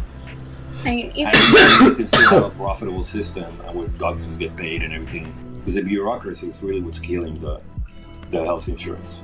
I mean, there's a lot to say here, but long story short, I'm right and you're wrong. No, because I'm thinking like even when it comes to like for-profit motives, like you still have to rein in hospitals as well, because they also, private hospitals have an incentive to still like jack up prices when it comes to like your care.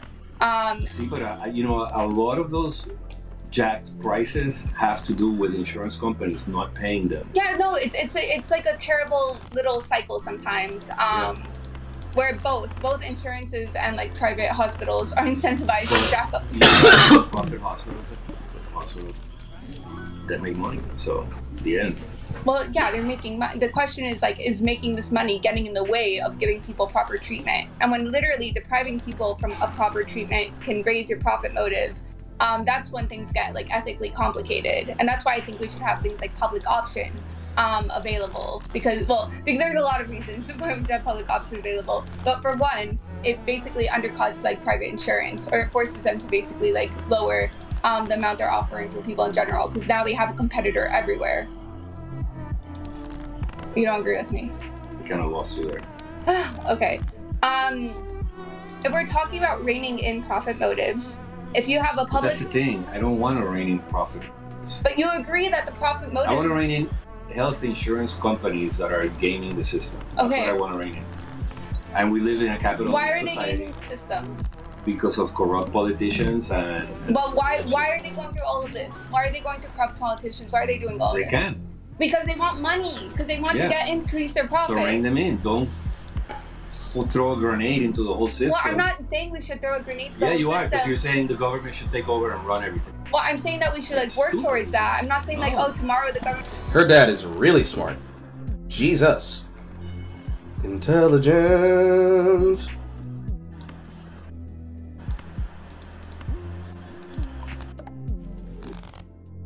Take over everything. And the government doesn't work. Oh my god, that's where we disagree fundamentally. We're not going to get anywhere. What do you think, Destiny?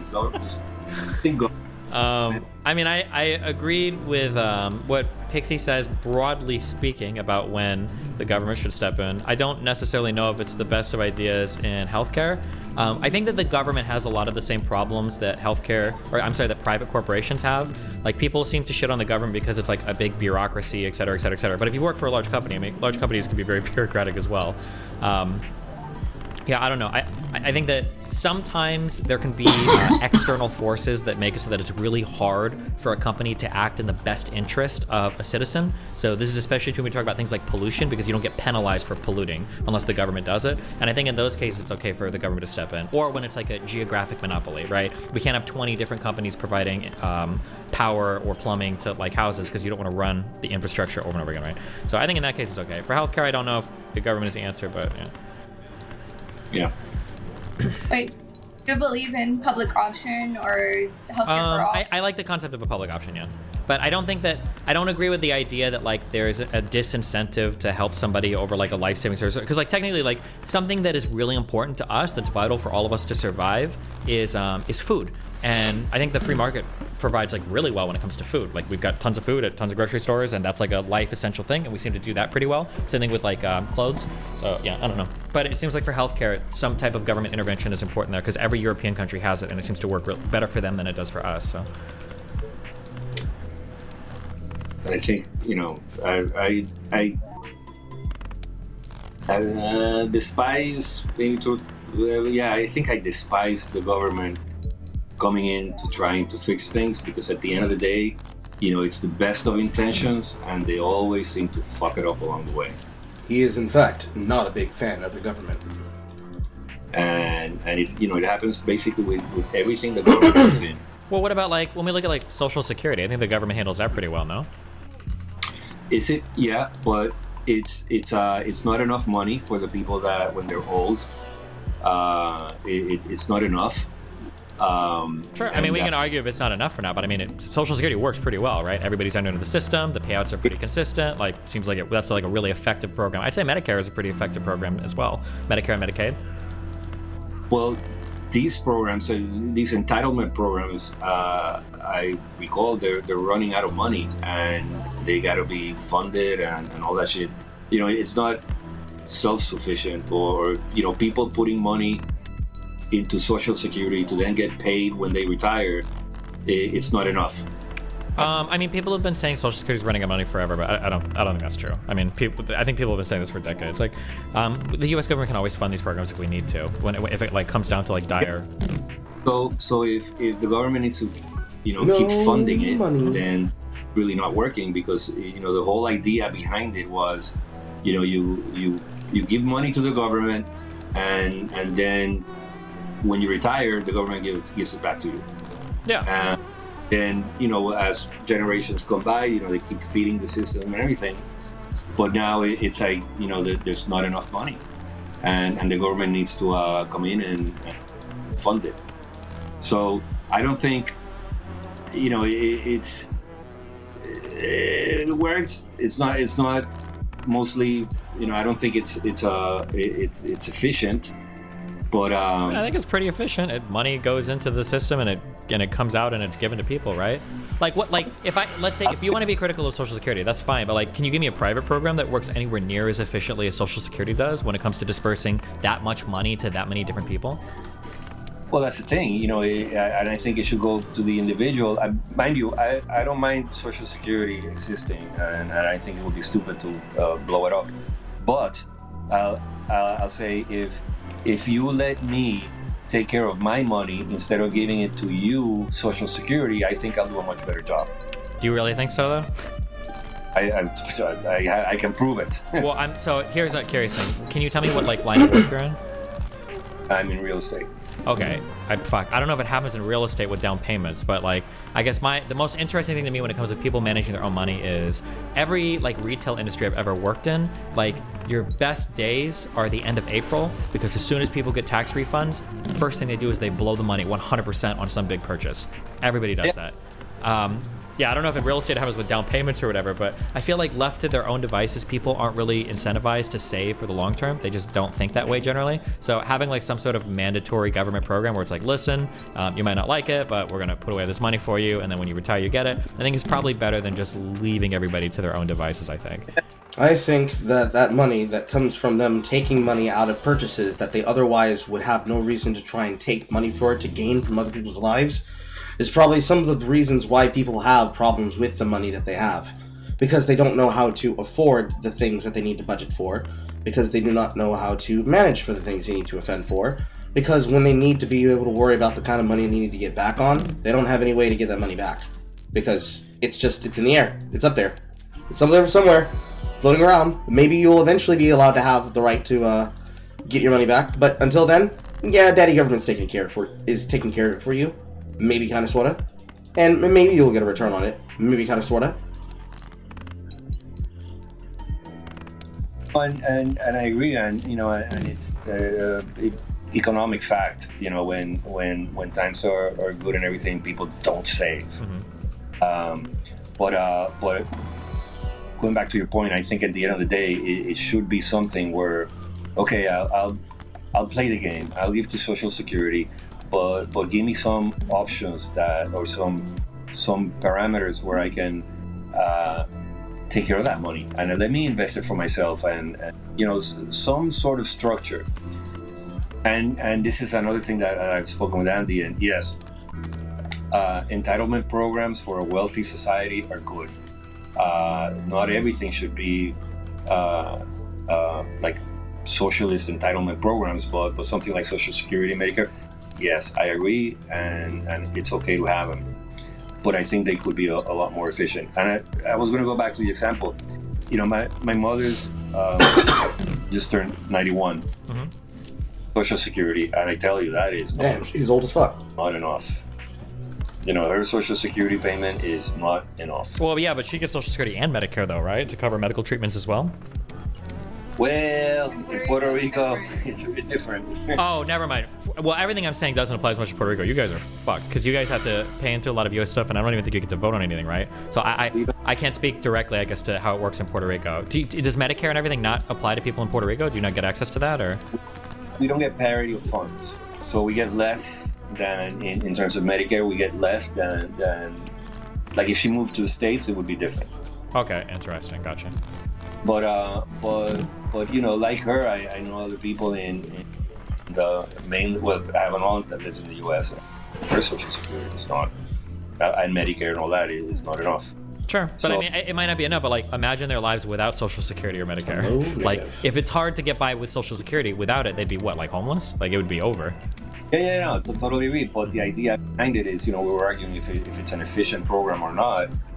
My definition of efficient would be, hey, you put in all this money when you worked, and now you retire, and you can live off the Social Security. And the I reality. mean, I would think of, when I think of efficient, I think of like, for me, efficiency means how much money is spent on the thing itself versus how much is lost to like bureaucratic costs. That's what I'm thinking. So I think Social Security is really effective because the bureaucratic costs are pretty low because the government has all of your information anyway. All they have to do is like mail it out to whatever address they have on file for like the IRS. So that's why I consider Social Security to be like a pretty efficient program. And I can't think of anything in the private sector. Like if there was something competing with Social Security where it's like, this works so well, I wish you would stop wasting money on Social Security and just do this, I think I'd be warmer to the idea. You're like, okay, yeah, let's just do that. But I don't see anything in the private sector that is even close to covering like how much Social Security does. I mean, it's impossible because, you know, you're talking about, you know, private sector who, you know, they're not gonna. I don't see how it would be possible through the private sector to manage retirement accounts for you know, people that have low-paying jobs or medium-paying jobs. Yeah, but isn't that just an argument for Social Security then? Like the government can step in and manage something that the private sector wouldn't want to manage? We're starting to go in circles. Yes, I totally agree. Mhm. But again, yes, that system works for the mid-low income earners, Mhm. but necessarily work for somebody like me or, you know. But the idea, I think, what I'm trying, or what we're like kind of getting at here, is that okay? We agree that Social Security works in a better than any private option because the private option doesn't really exist, and it doesn't seem like there's any way to really compete. But if the government can efficiently do Social Security, not saying that there's not room for it to improve, but if the government can efficiently do this one thing, it seems like by logical extension of that, the government should theoretically be able to handle other things than just saying like, oh no, the government can't handle it at all. Shoulda, woulda, shoulda. That doesn't register. The you know. So you have Social Security, you have these entitlement programs, but then you have education, which is a massive waste of money, and it's not working.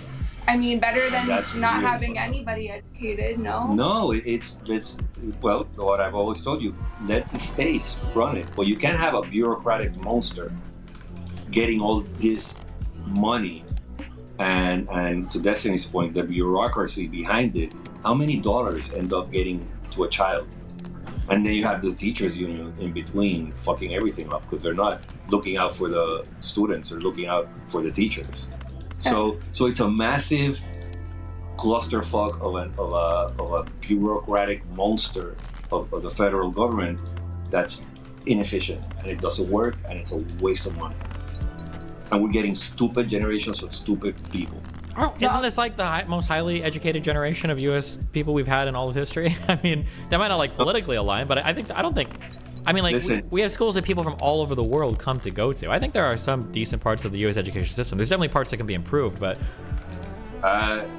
You know, I think that definition of the most educated is a very general and broad statement. I think that you see a lot of deficiencies in the school system. You know, I read that, I forget which city it was, all the schools in this city, in a state, I don't think it was a state, it was a city, it was a big city.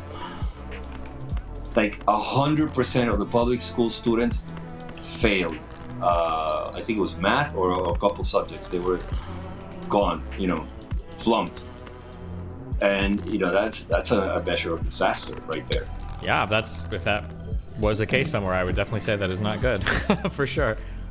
In the end, and I think this is where I get a lot of disagreement with Pixie, and under her progressive view of the federal government can come in and save the day. It's like, no, it's federal government is gonna fuck everything up. You have all that money and you distribute it between the states and then have the states deal with it. I think it's a much more efficient because there's a lot more control and a lot less bureaucracy, and you have an efficient running state. Well, I mean, like, don't the states basically run like K through 12? Do we feel like the states are doing an amazing job of that? Like, I feel like they'd be more critical of our K through 12 education than our college education. I could be wrong, but that would be my feeling. They get federal funds. It's administered through the education department. I don't think the states have. Yeah, but the states get to dictate their curriculum and everything, right? Yeah. Yes, but the flow of the money is not like the states control it. It's all through the Department of Education, and there's a lot of loss of money there when you follow the money coming from the federal government through dispersed to the states. Yeah, from my understanding, it's so just do away with the Department of Education and give it that. Yeah, but I mean, like, based. What he's trying to describe, what Pixie's dad is talking about, is he's talking about Title IX. And the fact that Title IX, No Child Left Behind, and all the other liberal, it's a very specific word, liberal incumbencies, liberal assurities. It's a very specific word that describes the dependence that Democrats have had voting on the on expectant things that they could give to the voting base that they then depended on. I'm going to go with the word dependencies. It speaks to the federal dependencies that become an over-encumbrance on the education system and directly are responsible for the inability to be able to solve basic fucking problems. So, No Child Left Behind means that when you have a legal system that also then has a no-tolerance policy, you can't be able to simply just evict and or expel problem children because no child left behind. So instead you send them to a permanent state of ISS where they never get their work done, they never get shit done, but you have to keep them there because also if you do not have them there for these dependencies that you have to file for Title IX for, then your state can't be able to fund your school. And some of the ones that are necessary for doing so are the ones that depend on that money.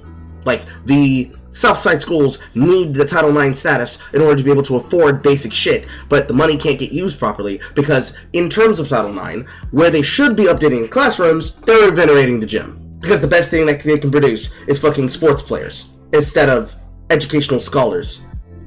Yeah. If they're losing money coming from the federal government, we just take the money away, they're just going to be doing worse, right? I don't think they would. I think if, like, for example, Florida right now through the Department of Education gets X amount of money.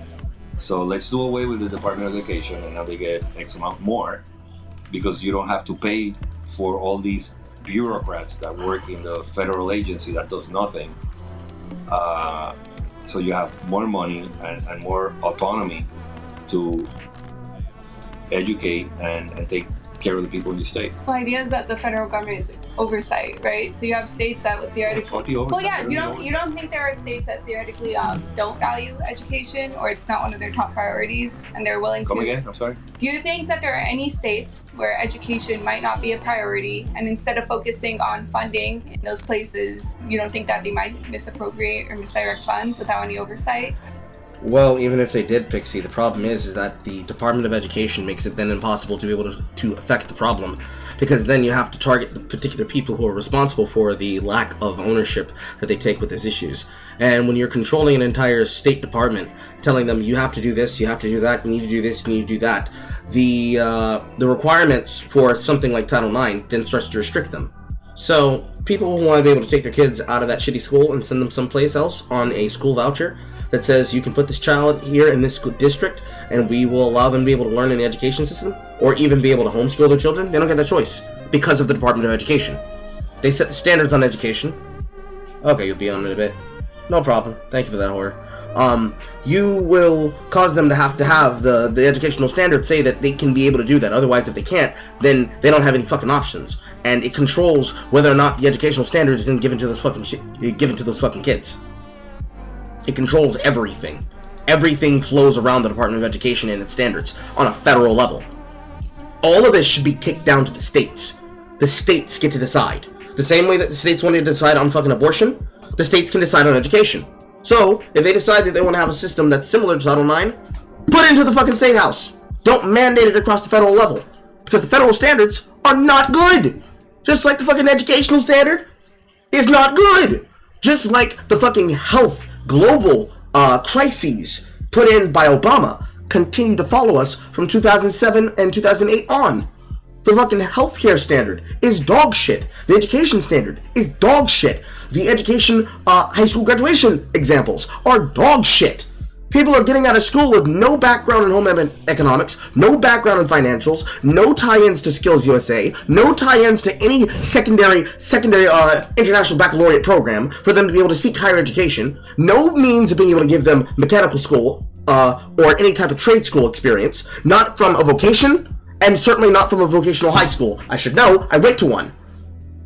They don't have fine arts, they don't have liberal arts, they don't have music programs, they don't have educational standards, they don't have this ability to put in a metals lab, an arts lab, they don't have a construction floor to have construction class, they don't have cooking stations to have fucking culinary classes.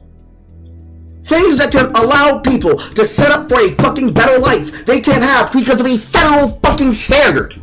And that federal standard then controls whether or not you actually have meaningful people who are work ready in your state. So right here in Georgia, we don't have people who are work ready to be prepared to go do shit in our state because they are so worried about issues that come from places like Atlanta. They can't be able to begin to prepare for that standard. This is dead hand. They can't be able to prepare for those fucking standards because all of the money that would be able to direct towards solving that problem is gone. Why? Because he got pumped into the sports programs. Why? Because the best thing you can produce is the next LeBron James. That's it. Instead of being able to go to fucking tech school, get 2-year associates, and begin working as a journeyman, they would rather you bounce around from fucking minimum wage to minimum wage job with no ability to communicate about a single thing that you're truly, deeply passionate or interested about. And should you try to, people will then bring up the Department of Education as though it is relevant in any way, shape, or form.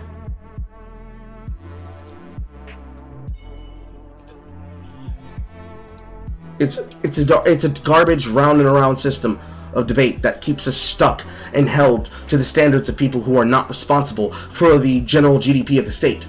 And the fucking the senators that we have, they don't usually care about it anyways, because they're more worried about the fucking coastal cities that they're trying to proselytize to.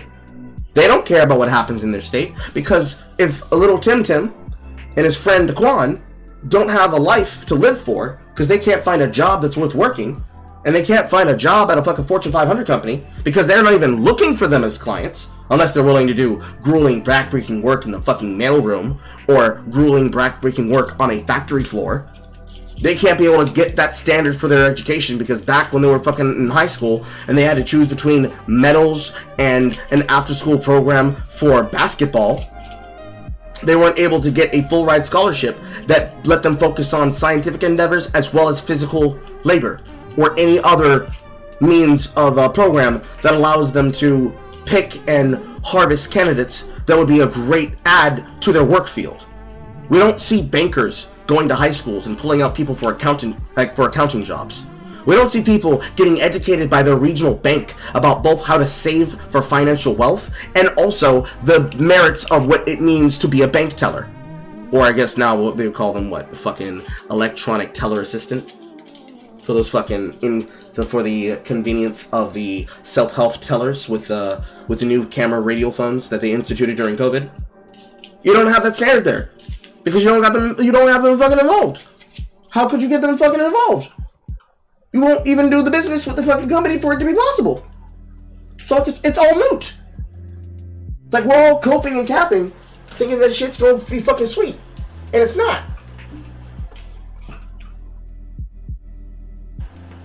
Shit, pin this down.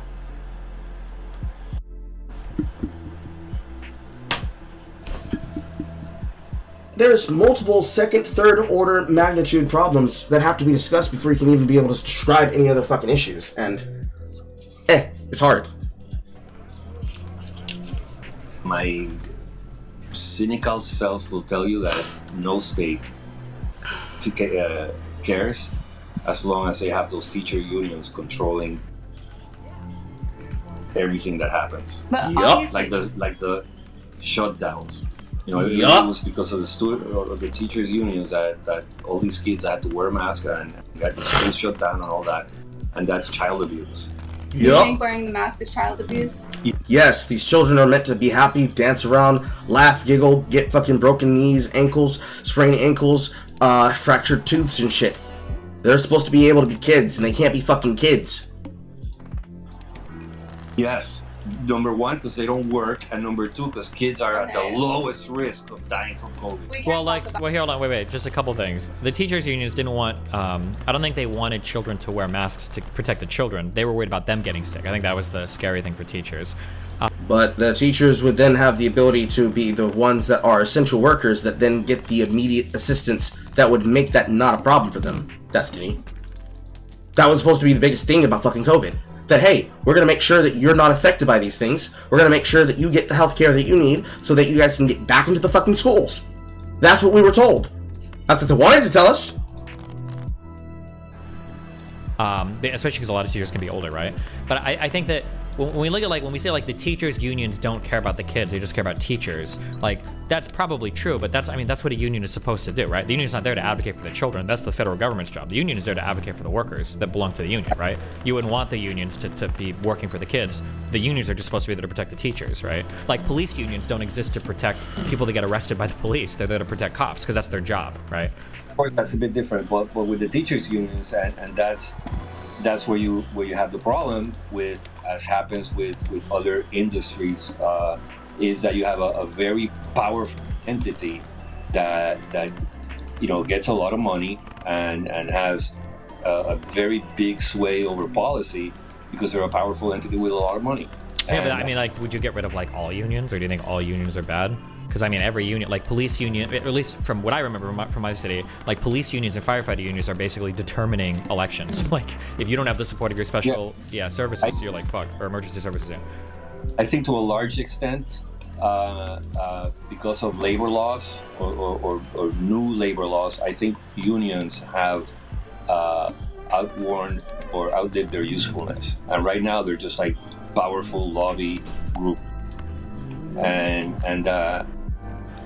because if you go back, unions started because of horrible employer conditions and no rights and shit like that, and it was evolving, and it did a lot of good at the beginning because people started getting employee rights and stuff like that. So in that sense, labors were very useful. Now they're just powerful lobby groups, and they're just like any other the health insurance companies, they're a lobby group. Yeah, but if health insurance and everybody else is gonna have lobby groups, shouldn't workers? Isn't that kind of the point? I feel like corporations are making so much money today. Don't we want labor to be represented? Sorry, go ahead. Again, I don't think health. I think lobbying is a very corrupt system, and I don't think that you should have entities with so much power influencing government in that way. And I have no idea how to fix it. But people should start. We should start talking about how to rein in these special interest groups, because they're making shit happen, and it's not for the better.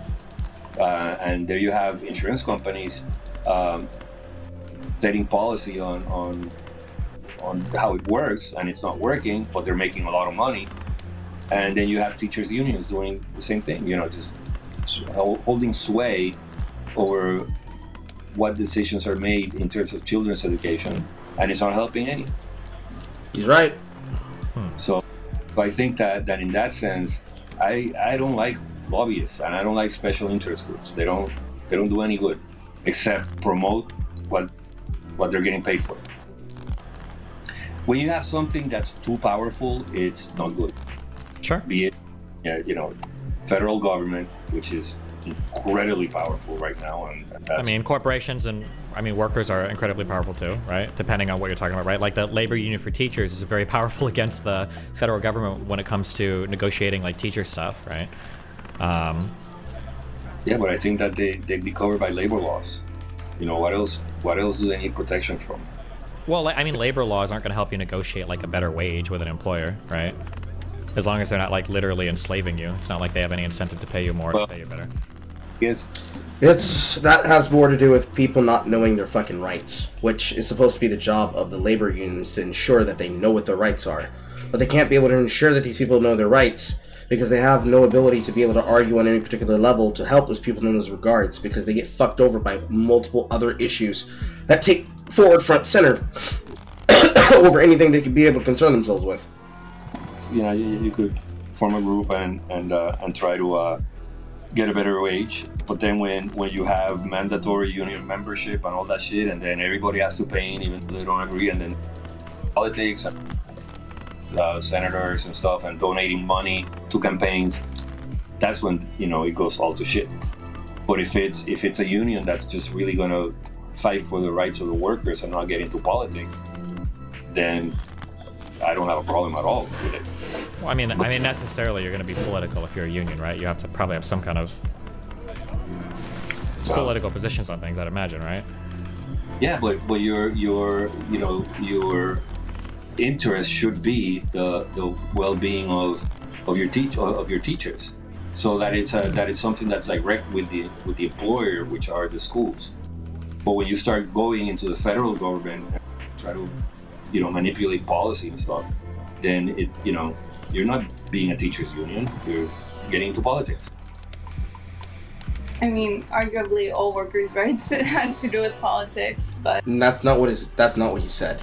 He's talking about the fact that they can have the ability to get into things that have nothing to do with their jobs. If their job is to protect the workers and it deals with the inner working politics of the state, they instead get into the business of just being able to push money around and push around issues that then make it impossible to be able to solve basic problems for the people that are in those material conditions. So, a teachers union that works in a school, that works in a good side of town, starts making things better for themselves to be able to work on issues that then allows them and other people to be concerned with shit that has not a lot to do with anything that has anything to do with the school's conditions, anything to do with the teachers' conditions, and anything to do with any other fucking conditions, let alone the conditions of the people who are working in that environment, and instead just working as an indenturement to keep people in a state where their livelihood is controlled by the shit that union wants. A better way to frame this would be the idea of a homeowners association. Somebody gets on the homeowners association and then they start dictating to you how you can live your life and how you can have your shit set up in your home, because they want to control you and tell you that you can and cannot have this shit to which you would like to be able to make your life around. And that being the staple that puts you in that position in that regard is what people do not want to be fucking affected by. Especially if it controls it to such a degree that they don't have the ability to fight back against it. No, better wages in politics, it's better pay. Who just joined? someone joined? Yeah, I heard it. Who was it? Don't know. Hold on. Why don't you fuckers say who joins when I ask who joins? You maybe click over. Oh, Dees. Okay. Dees, yeah, hold on. This guy, gotcha. Okay. Do you Well, bel- it was my monitor. With the sound was connecting to my monitor. I had to switch it. Oh, hey, well, what's up? Okay. And the monitor is I'm out. Do you believe in lobbyists, Destiny? Yeah, of course. That's something you guys disagree on. All right. I mean, I think you have a right to have like your voice heard in front of the government, and sometimes some of the issues are too complicated for politicians to sort through on their own. So I feel like there's a legitimate place there for companies to have, you know, representation, saying like, hey, like I want to talk to you about this particular issue that I think is important, and this is my pitch for it. Essentially, I think companies should be allowed to do that, especially on complicated issues. Yeah. I just think that it's the system is totally abused and it doesn't work right now. So we need something. It needs to be fixed somehow, and I don't have the answer. But the way it is done now, it sucks. Because at the end of the day, the average Joe is the one that gets screwed. Maybe. I mean, I guess it depends on what the lobbyists are lobbying for. I feel like the issue really isn't with lobbyists. I feel like the issue is people just don't like sometimes what's being lobbied for. Like, arguably, climate change stuff should help the average person, but not everybody feels that way, right? So a climate change lobbyist group might be like, oh, well, we're advocating for the common citizen, but if you're really anti-climate change, then you might think like, well, no, they're not, and that's just like another form of corruption, kind of, right? So I feel like the issue isn't always with lobbyists. I feel like, or lobbying in general, like ideologically, I feel like sometimes the issue is just that people don't like what's being lobbied for.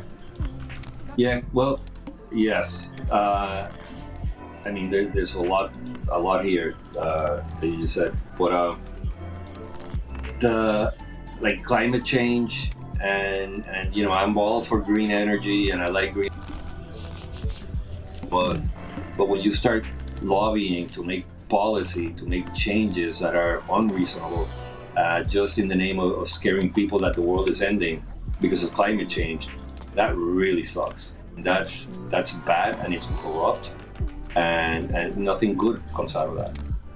And that's what's happening now with the climate change. Oh, you're anti-climate change, you're a lunatic, and you don't believe in it, and crazy. And I view it's become a religion for many. And if you don't believe in climate change, you're a heathen, and all that crap. And you know, it's crazy because there's a lot of. There might be some people that legitimately believe in that, right? I mean, we believe in freedom of speech. That's their right to advocate for that issue in front of the government and be heard and have them petition the government for. Yeah. Yeah. But then, you know, they start influencing policy that's going to affect me because they're a powerful special interest, and then you have these politicians that are benefiting from shit that won't affect them but will affect me. Yeah, but I mean, that's all of everything you advocate for is going to be advocating for policies at the end of the day, right? Like, you don't have freedom of speech if you're not allowed to advocate for policies. Policies are the whole reason why we advocate for anything, right? Yes, and we go back to what I said, you know, a few minutes ago. All that's good, but when you have too many powerful or too powerful, and it gets corrupt, and then everything goes to shit.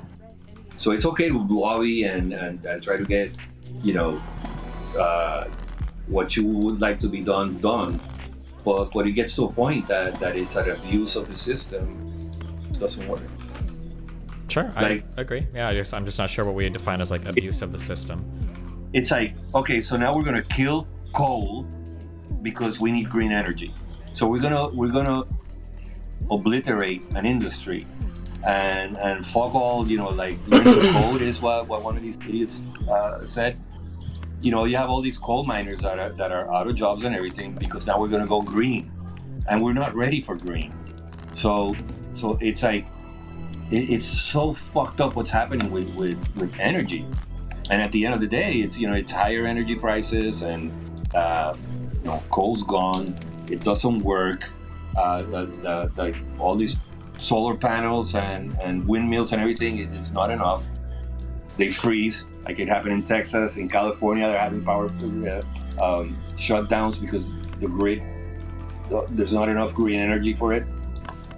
So there's a lot of examples. And it's like, so why the hell? Or more recently, we're going to stop being energy independent, and we're going to ask Venezuela and Saudi Arabia for dirtier oil because we won't produce So a couple things. Firstly, I don't know if oil is dirtier than coal. My understanding is coal is like literally the worst form of power I think that can ever exist. I think coal is way worse, is way better than oil. Number one. Number two. Of in the name of green energy, shit that they're doing, they're killing industries and they're making energy more expensive for us because of green energy. And the irony of it all with Biden is that he's wanting to buy coal from Venezuela, which is oil from Venezuela, which is really dirty, and he's going to Saudi Arabia to try to convince them to not raise prices, which is absurd because all he has to do is let's do what we were doing to be energy independent, and we were fracking and we were doing other shit, and he just keeps giving banger after banger after banger take. Goddamn. Consider the fact that this is the man that is now crying over his daughter's nudes that have been leaked by this man that he trusted to have civil conversations like this with on camera. Worked. Yeah, I think that so here's like a big problem we criticize. Like I think that there are valid criticisms that we can make of how aggressively we push alternative energy in the United States. I think you can make those valid criticisms.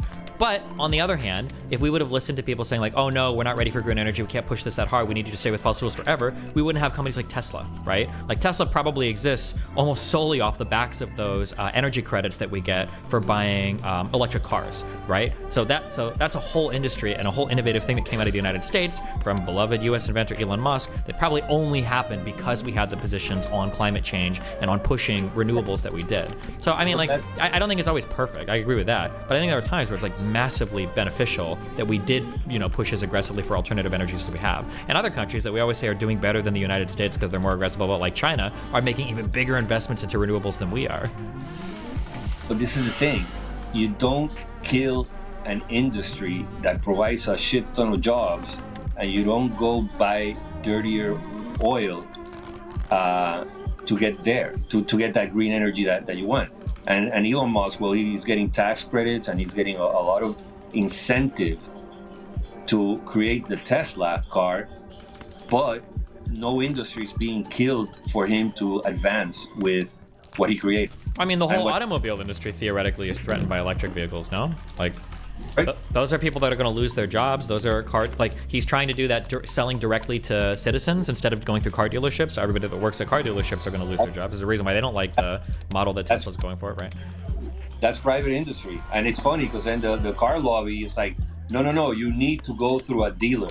And it's like, I don't want to go through a dealer. I want to sell direct to the people. Why can't I sell direct to the people?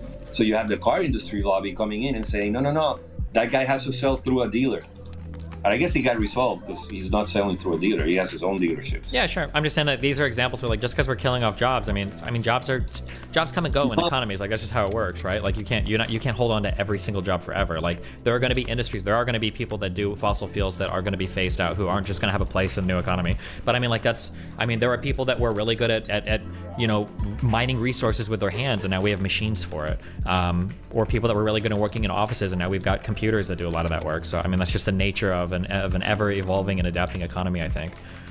Yeah, but it's I think the comparison is wrong because, again, for Elon to create his car, no industry was killed, and he was able, he got the government incentives, he created the car and everything. Then he got into a fight with the car dealers, the car industry, because he wanted to go direct to consumer.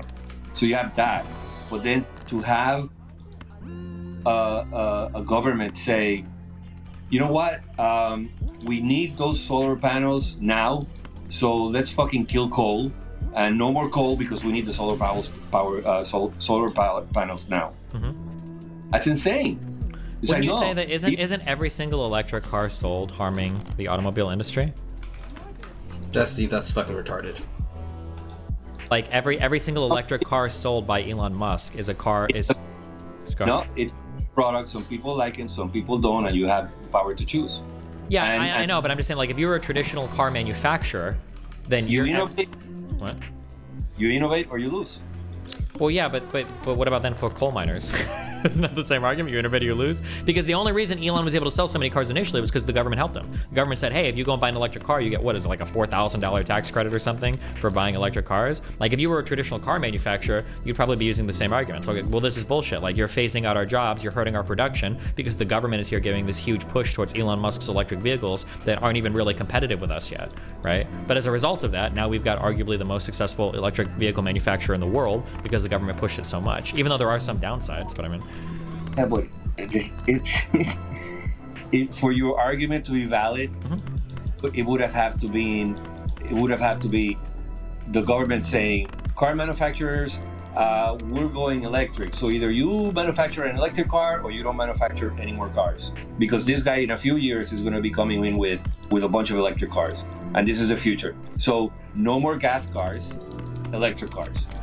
Because that's now you're making a more valid comparison with what happened with the coal industry.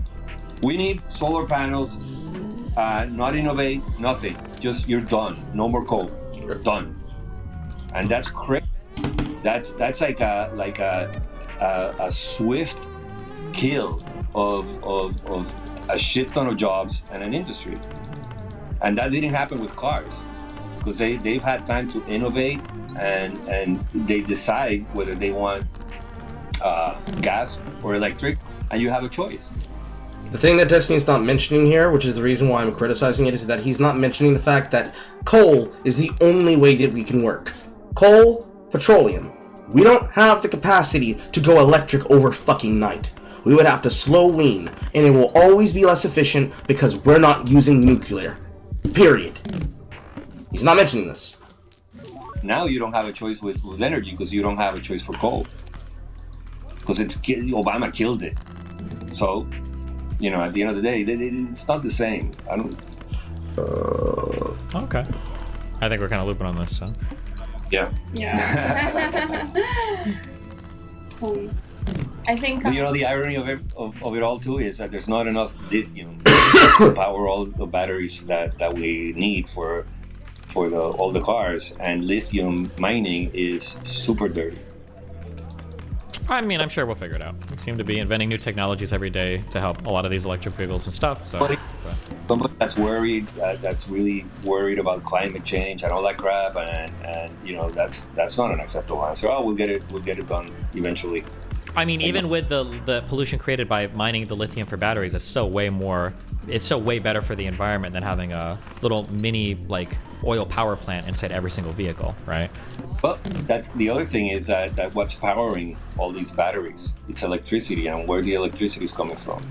Oil, and there's not enough green energy to power all the cars. Not yet, but again, Thank you. It's going to be way better powering a car with central power plants rather than having a mini power plant in every single car, which is what a combustion engine is, right? Mm-hmm. Hey, I love electric cars, and I'll get one eventually, but all this talk about it's green and all that might be the future, but right now, whoever believes that an electric car is green, yeah. I mean, they're greener than combustion engine cars right now. Well, I don't know. I haven't done the math, but what it took to create that electric car is how does that compare with the combustion engine? I think it's like after you've driven an electric car 2,000 miles or something. It's a very low amount. You've already basically saved more on the environment than. No, you haven't, because we would create more fucking pollution to push the car up and down the hill than it does for the ability to be able to produce your own petroleum using biofuel, which is always usually just get down, Mr. President, levels of people making breakthroughs, and then, oh, what about that breakthrough that one guy did? Oh yeah, they killed him. That's what's holding that back, Destiny. For a combustion engine car, it catches up pretty quickly. You're taking into account all the lithium mining for batteries, all the creation of the advanced technologies, all the harvesting. Yeah, it's for sure. You just have to imagine that having a mini power plant on a little vehicle is going to be so much more disastrous when it comes to pollution than powering things with central power plants located in massive scalable infrastructure like power grids, right? I don't know if I buy that argument because the emission controls, you don't have cars are not that dirty. Cars are really dirty. Cars are really dirty. I mean, they were really dirty before federal emission controls took a hold. Another thing the government did good. Okay, sorry. Yeah, but it's not a. It's okay. Continue. Focus. That's a law that was passed. That, you cannot pollute, and you need to put all these converters in your car and all that shit, so they don't pollute. But I'm pretty sure the government regulates. But that's not an agency that was created to. I'm pretty sure there's an agency. It's part of the EPA. It's part of the EPA, Yeah, it's a federal agency. It's a government. Okay. Yeah, we're I think we're done. You want to kick me out? I'm gonna kick you out. Destiny, great talking to you. Yeah. Here we go. I told Andy, whenever you're near, let's go have a beer, talk and hang out. Yeah, sure. I think you guys are pretty close, so sometime, Yeah, we're close. Cool. And he can go. I don't want to say the name, but he can go here. You already saw Let the us name. know. Okay. Huh? And we all watched all this shit to get to this point. Let's play it again, one more time. So they don't pollute. But I'm pretty sure it's a government. Okay. Yeah, we're right. I think we're done. You want to kick me out? I'm gonna kick you out. Destiny, great talking to you. Yeah. I told Andy, whenever you're near, let's go have a beer, talk and hang out. I told Annie when you're here, whenever you drive up and come visit her, let's go have a beer. ... Yeah, sure. I think you guys are pretty close, so sometime, Yeah, we're close. Cool. And he can go. I don't want to say the name, but he can go here. You already. I don't want to say the name, but he can go here. This relates to somebody inside of DGG, if not Destiny himself. Him saying to his daughter, "Hey yo, I like him. I can be able to deal with him being involved with you." Wonder if he has an opinion now. This is what we in the business call foreshadowing. What did you miss? We went through Destiny's response. Instead of making a video, he made a Destiny.gg post. This, what we've been watching, was a clip from that. All of the timestamps upon them, so as we could be able to fucking reference them back and forth. We're not fucking stamped by DGG, not a surprise. But this that we've been going through, what we just watched, was this video from this link here on the thread with people talking about how fucked it is that when he told Destiny what a great friend he had been to with his daughter, in this context where he said, "Hey, I'd get a beer with him." It all fucked up. It all went for shit. And then, let's see here. Does this have the clip playing? Sorry. Here we go. Now from here, this clip, 17 days, 10 seconds. January 3rd, 2025. Sorry, back to Asmongold. Okay, there you go. That's your one bit of personal drama for the entire year. Okay, good luck. And then it all went to shit. 17 days, lacking critical information. DGG is now a diaspora. Destiny always finds ways to limit his own career. Wish he had someone with his political views that wasn't a sex goon. Steven, you need to see a therapist to help with your sex addiction. You saved your ADHD. Now it's time to tackle this. This is one thing I've been thinking about during all of this. While it's obvious, it's at least not something that just fixes itself that happened overnight. Showing acknowledgement of this own problem and saying that he's actively seeking professional help to curb his obvious problems with sex-related stuff early on would have probably helped the overall perception outcome here quite a bit. No, because Destiny would have still fucking bragged about his sexual dalliances. All of this is hinged off the fact that he would brag about his sexual dalliances and wouldn't shut the fuck up. He wouldn't shut the fuck up about who he was having sex with. He kept bragging about the fact that he could do it and that nobody else could. He kept taking advantage of the fact that he could be able to get away with talking about this in a way that no other person could be able to. And then giving himself the opportunity where he could have not deal with this problem. He kept putting himself into drama that based itself off of how he chose to behave. We wouldn't be here if he could keep it in his pants and shut the fuck up. All of this, all the hubris and all the context is based off the back of him not being able to deal with the fact that he couldn't shut the fuck up. And that even people who he's met directly related to her and her family probably are now against him because he couldn't shut the fuck up. Or being able to have the kind of conversations that he would have had with like Grace Thorpe and her sexual degeneracy and how irrelevant she is Well, now D.GG is on the level of being Grey Stork. Oh well. All right. Okay.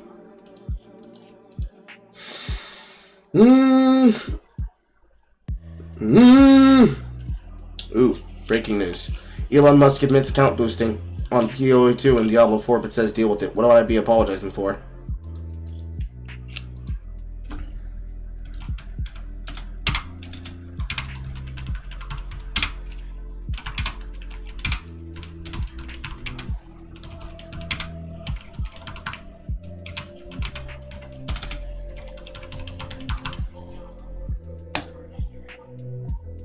Wonderful. How are you at? Get in here!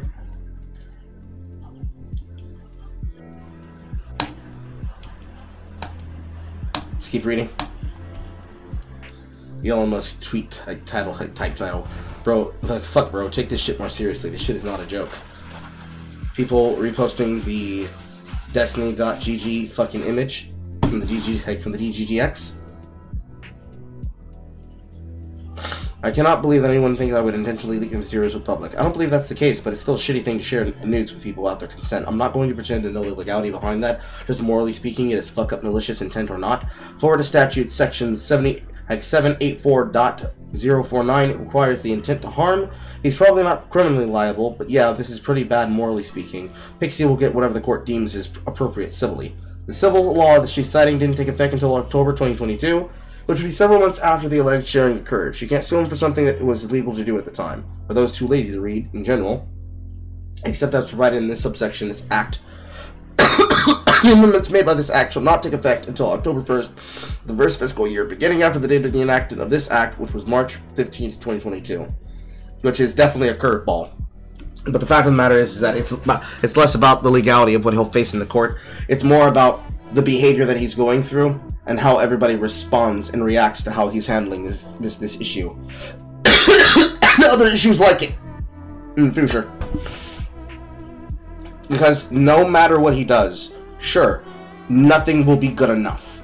That doesn't mean that he shouldn't try. That also doesn't mean that he needs to be going about this and treating this shit the way that he is.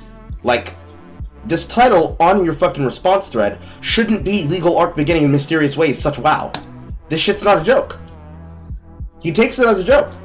And as long as he keeps taking it as a joke, we're gonna keep bashing his ass over and over again for it. Because hey, when you wanted to treat shit serious, like when you were getting your shit fucking sniped by somebody destroying your ability to have a live stream, you were saying, hey yo, I'm gonna do something illegal to this child. When you had Keffels demonstrably trying to deplatform you from Twitch, you had the energy to carry out with this shit and do high levels of research to protect yourself from the shit that you were dealing for. 100%, the entire time, non-stop. Suddenly, this shit goes out the goddamn window. Suddenly, this is a joke. It's a joke that you treat with such levels of ignorance. You cannot. And as long as that's what you keep doing, then it doesn't fucking matter. It doesn't fucking matter. This is the way people will view you. This is how I'll be seen in the future. And it's a done deal. Who knows if horror will make it on time. Because, like, there's really not much there's not really much else you can really say based on the information that's currently available at this time. Let me look and see what other streams were saying. I'll bring up some shit in the background. So let's look at the Kino Cathedral example of this. Whoa!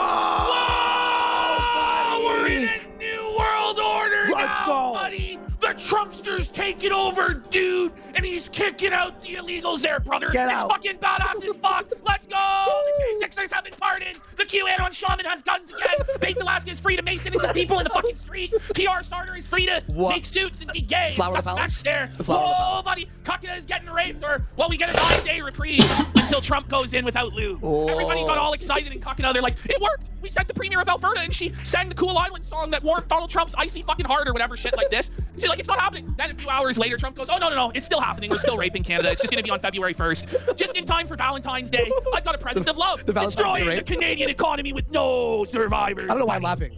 This is awful. It's gonna be tough, buddy. The snow peso is gonna be worthless. It is. We're gonna have a breakdown. We've been threatening to shut off the gas, but apparently the leaders did not look at the map of pipeline. It turns out that Trump can actually shut off all of our oil and gas. And leave Ontario and Quebec with nothing, freezing in the winter. Yeah. So they threatened to cut it off, but they actually can't, and only Trump can. So they don't even know what the fuck they're doing. They didn't even look at the fucking map. Some fucking random guy on TikTok had to tell them, hey, did you look at Pipeline 5? How it goes through Michigan? And that's the only way we can get oil and natural gas to Ontario and Quebec?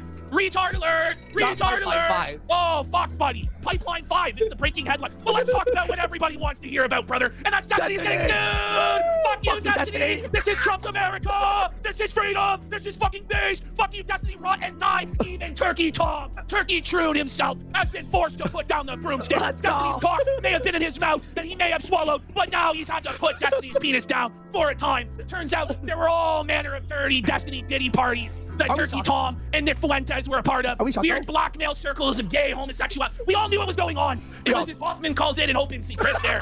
But President Sunday, who's basically the left-wing version of the casino, an ankle-biting, jealous drama monger, whose only contribution is to shit on bigger leftists that he's jealous of, has blown the door wide open. Nicholas. This is true. Okay, so the way that it went down, President Sunday talked to Nicholas DeOrio. Nicholas DeOrio tried to go out and fucking defend for Destiny just a little bit. He wasn't sweeping for him. There was more a concern of, hey, sorry your dick pic is out there. Hope shit goes better for you. The shit comes in. Nicholas DeOrio goes, fuck. So he goes and talks to President Sunday.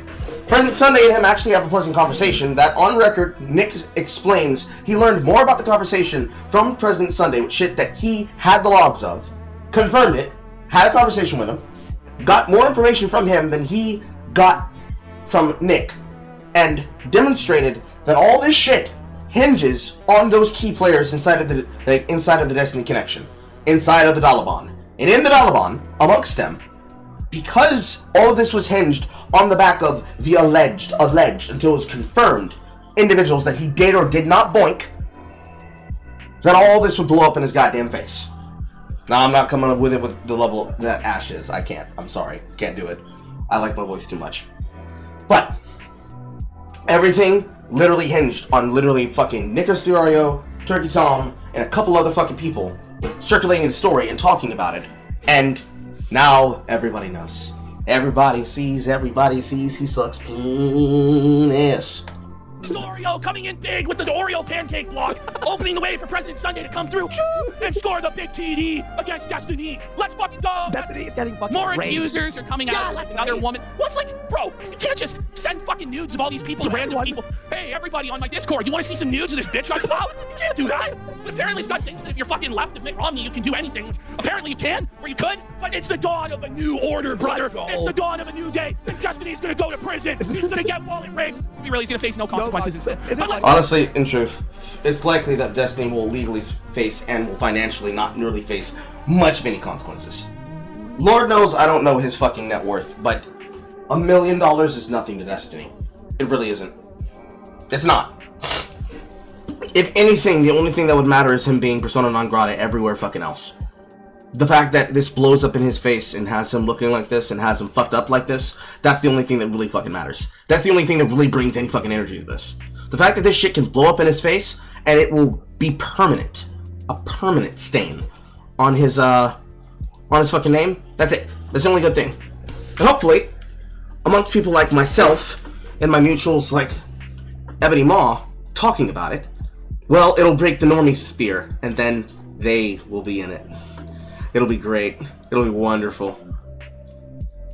Let me see what else Ash has to say. Today, let's fucking rally the banners against Destiny. Isn't it funny the day that Trump is sworn in, like, fully? Destiny's, like, about it's that's just how the universe works, man. Like, that's why it's just like we're the sector champions, dude. We're running this shit now. The pendulum has swung. Speaking of which, iDubbbz is cheating on Anissa. Let's go. Anissa was threatening to walk off the show yesterday. A Mao.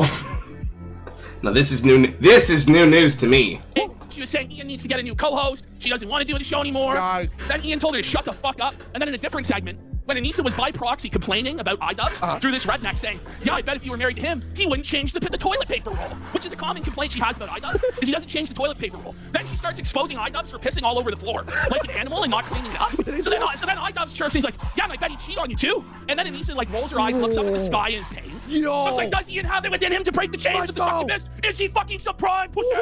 Let's go, the iDubbbz redemption arc, is it really here? Is Anissa gonna No way. get divorced? It's not happening there. Well, I got it's gonna be a crazy show, 8:30 p.m. Eastern. Oh, I'm out.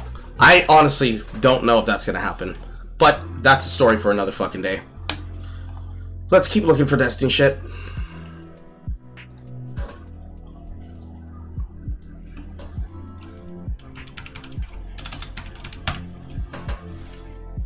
Provide timeline. Provide. No, I do not want to see about Destiny 2. Fuck me.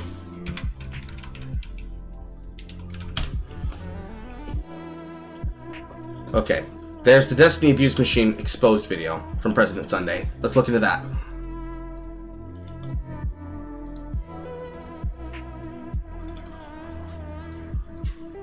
In this video, I'm going to tell you a story about a man. It's a story that has been replicated over and over and over in government, I don't know if I've found it right. I'll have to do research on that story and get back to you. in show business, in business boardrooms, restaurant franchises. This time, it's about a man with a small social media empire on YouTube. A man who uses his clout and his fame to lure mentally and financially vulnerable women from his community into sexual encounters. Encounters which he records and then, without their consent, shares with others. It's about how that man developed such a stranglehold over his community that no one, no matter how disgusted they are, will dare call him out for this, even when it becomes public knowledge. And most importantly, this is a story about power, and of how normal human feelings can be contorted to serve a machine to make a man immune to the effects of the abuse he has inflicted on an astonishing number of people.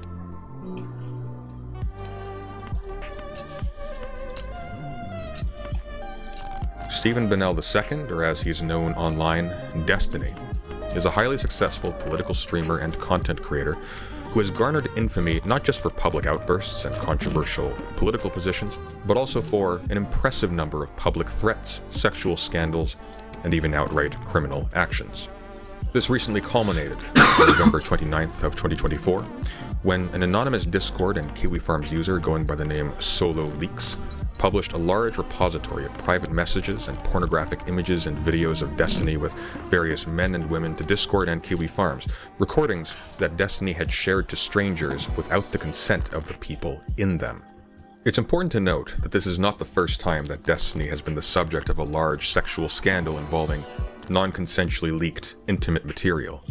All the way back in 2012, Destiny was caught up in a scandal involving a competitive StarCraft 2 player called Blue T, who had tweeted out a photo of his genitals. This was in retaliation for Destiny previously leaking nude images of her to his friends on Skype, wherein he laughed at how quote-unquote fucking hideous her face was compared to her quote-unquote beautiful body. In 2021, Destiny had a romantic entanglement with a YouTube streamer named Anna Voir. Anna would go on to become known for insisting, often tearfully, that she was actually in a long-term romantic relationship with Destiny, which Destiny denied, painting her as crazy to his audience. It was later revealed that in fact, while Destiny was insisting to his audience that Anna was insane, he was actually sexting her the entire time, and referring to her with terms such as princess in their conversations. Anna threatened to post these sexually charged texts to prove that she wasn't crazy and that this was all actually taking place. And in retaliation, Destiny threatened in public to leak her nude photos if she did so. Like if you and I had like sexted or something or traded nudes and you were like, I'm gonna leak your nudes, and I go, fuck you, if you leak my nudes, I'm gonna leak your nudes. Is that like blackmail or is that like abusive? I disagree. So do you think that leaking sexting and leaking nudes is proportional, or do you think it's a proportional response in the way that you're reacting to that? I think it's about proportional. Because you're leaking like sexual material and shit from another person. Yeah, fuck it, I think it's proportional. Destiny has also at least once admitted to accidentally sending homemade videos of him and his wife to people who his wife did not in advance approve of, in accordance with a previous agreement that he wouldn't. Me and Liam had a conversation about, there were a few girls we talked to, was like, oh cool, like we should record videos of like us fucking shit and send it to people, like it's fun. I kind of like have like... The thing that annoys me the most when looking and hearing about this and then rewatching these clips, because you're going to notice that a lot of these clips are over multiple different eras. Because the Anna Voir clips are from an entirely different era of his Twitch live streams versus his current setup, which reflects his Kick and YouTube live streams. The casual nature that he blabs this on camera to his live studio audience, and then thus over the greater internet through his website fork. What helps? What makes you do that? I can't understand what helps him to do that. Mind you, I say wild shit all the time when I'm on a live stream.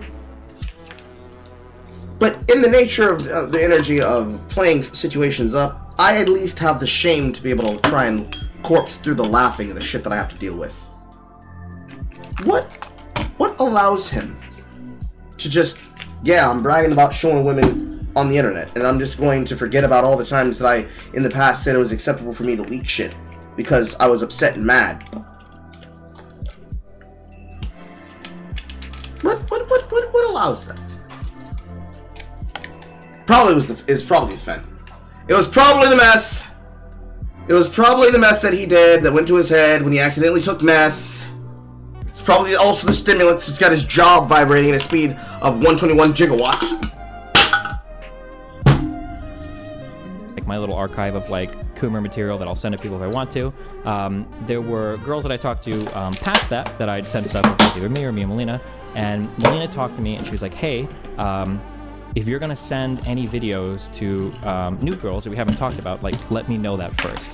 Because she wanted to be careful. It was like, oh, okay, sure, that's fine. I didn't think about it at the time, so I didn't think it mattered. But the first thing, like, okay, yeah, I should have like checked 100% with Melina, but like this. Other examples of threats and sexual misconduct made by Destiny are plentiful, but the general point is this. Destiny has a very bad history when it comes to sharing intimate material of people that he is sexually involved with without their consent, and of using the threat of their release to keep people in line. If this brings a certain Diddy to mind, you are not alone. Like with Diddy, when people speak out about Destiny's misconduct, the responses vary from silence to dismiss. Now, the problem here is when you start talking about this connection here, President Sunday, about Brittany Simon, you have to consider the fact that Brittany Simon was trying to farm this for clicks as much as fucking possible. So, with someone like Brittany, who was more than happy to be in his connection until she wasn't getting what she wanted out of him, because this was during the Lauren shit. This is when he was having a secret relationship and secret affair with Lauren Southern. This was her being like, "Hey, let me ride on your fucking chickle stick," and then being like, "No, too. I'm with the far right now." This is vengeance on her part for his rejection of her. Okay. Missile to outright threats of exposing their intimate information. We haven't even addressed him openly saying that he and his bro squad back in the day saw a child whip out their you-know-what on camera as a joke. Different context, different situation, different time. I'm aware of what you're talking about, but it's not necessary. Information and media. Unlike with Diddy, these aren't just allegations. We have the receipts. In 2023, Destiny's wife Melina publicly separated from him. In response, Destiny went on stream and indicated multiple times that he was confident that Melina would not leak any unsavory details about the relationship to the public because he too had compromising information on her and logs that would seriously harm Melina's reputation if they were revealed. Whereas, since his reputation around relationships was already so low, he would be effectively immune to the consequences. Why do you think that? Which is a true thing that happens. That's why one of the things that went around when his dick leaks were first put out there is like, man actively seen sucking cock does not destroy his career. How is this possible? That's more or less the reason why. He understands firmly where he is. He understands firmly where he is, and he understands the what's a good word for it? The multiplicative, attention-grabbing nature of meme magic. He knows that he's not gonna get fucked for shit like this. Like this meaning his dick leaks. Because when it was just, hey, yo, look, Destiny sucking dick. Most people cared about that. Now the narrative has moved to, hey, Destiny likes to brag about controlling women, and then through leaks that he will or will not fight them on to keep them in line, now the entire internet's against him. Good.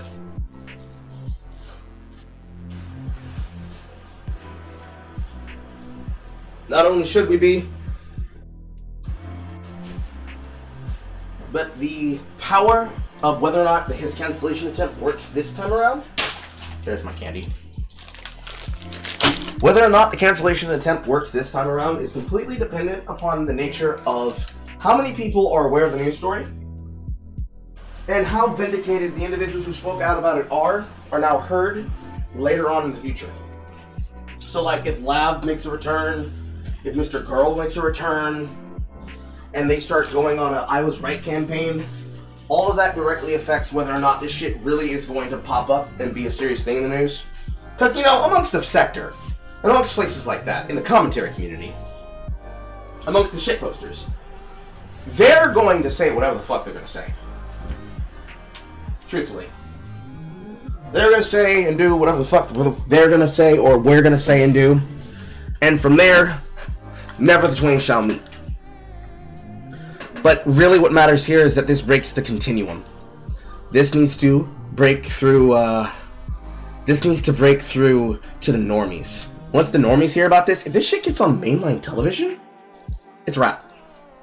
For Destiny's entire career, it's a wrap. That she isn't going to leak or talk shit. Melina will not leak or talk shit about any of this because she knows that everything about this makes her look like a satanic demon. She knows that. She's threatened it a million times, like, I'm gonna start leaking everything. Oh, yeah, let's go. Okay, if you really want to, because my reputation is already zero in regards to our relationship. Everybody thinks I'm a horrible piece of shit. If we want to start leaking shit, we can do it. Fast forward to November 2024. Due to the solo leaks, it has come to light that Destiny has been sharing intimate private messages, nude images, and pornographic videos with a 19-year-old OnlyFans creator called Rose, who he was sexually interested in at the time. Rose leaked these to a Discord and Kiwi Farms user called Solo Leaks, who may, for all we know, be Rose herself, who then published them to Discord and to Kiwi Farms. These leaks included intimate romantic and sexual DMs between Destiny and Lauren Southern, who Destiny had long denied being romantically involved with while she became increasingly present in his public personal life and on stream, despite being publicly at odds with each other politically on the surface. Destiny even once described her activism as involving, quote-unquote, drowning refugees. These DMs revealed that, in fact, Destiny and Lauren Southern... Wasn't his reputation hit when he had a meltdown during this Trump assassination thing? No! That actually increased his profile, it's just me.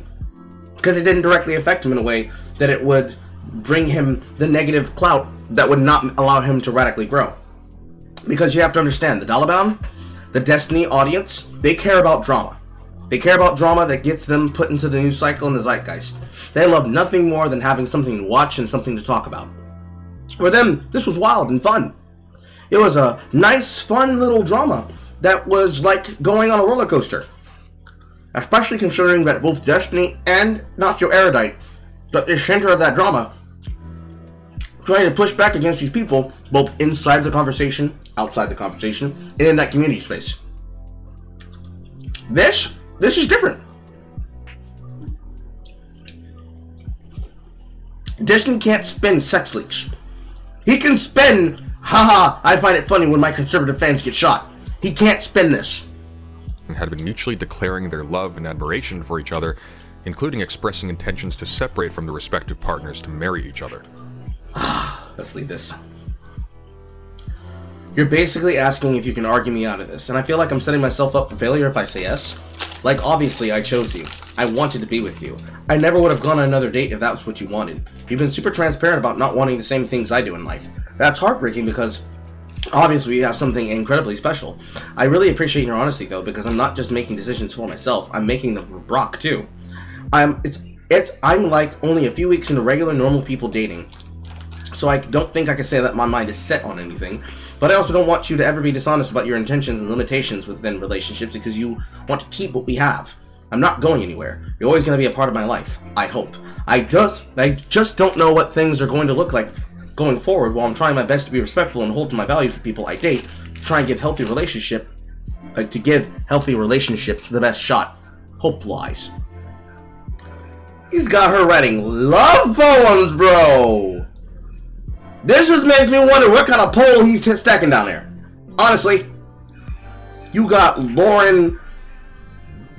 I married a Nazi and I liked it. He wasn't a Nazi.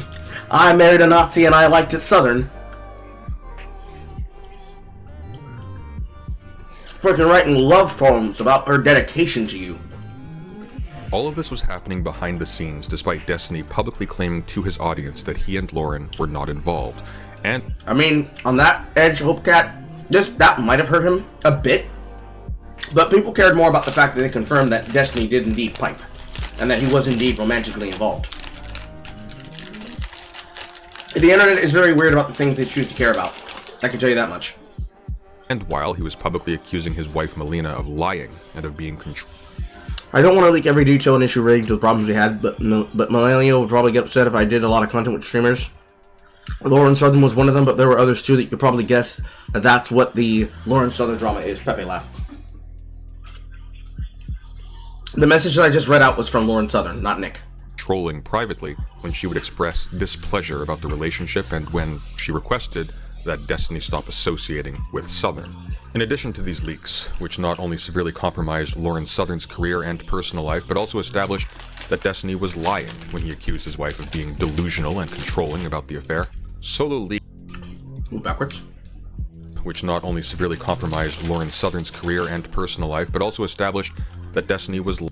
You've got the most incredible mind I've ever met. I know that you're just gonna be fine no matter what happens, Heart. Yeah, I will be, but I still want and need you. Okay. Have fun in your fairy life. Don't let me distract you from you socializing. I want you. I need you.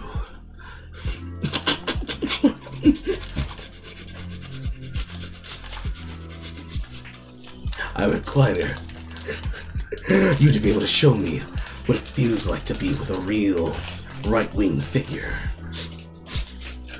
Bring me to your center. I'm an unserious person.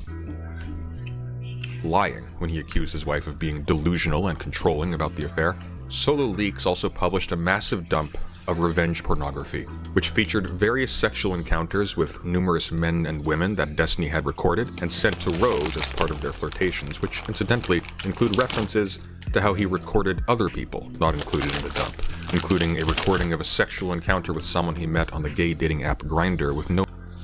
Pretty okay. Mel's out tonight with her sister doing stuff, so I went downstairs and sucked up some guys from Grindr. I recorded the audio, but it's not that great, but it's still fun. Destiny has an incubus spirit, obsessed with sex and ruining people's marriages for him and covering up his sex channels. Big if true!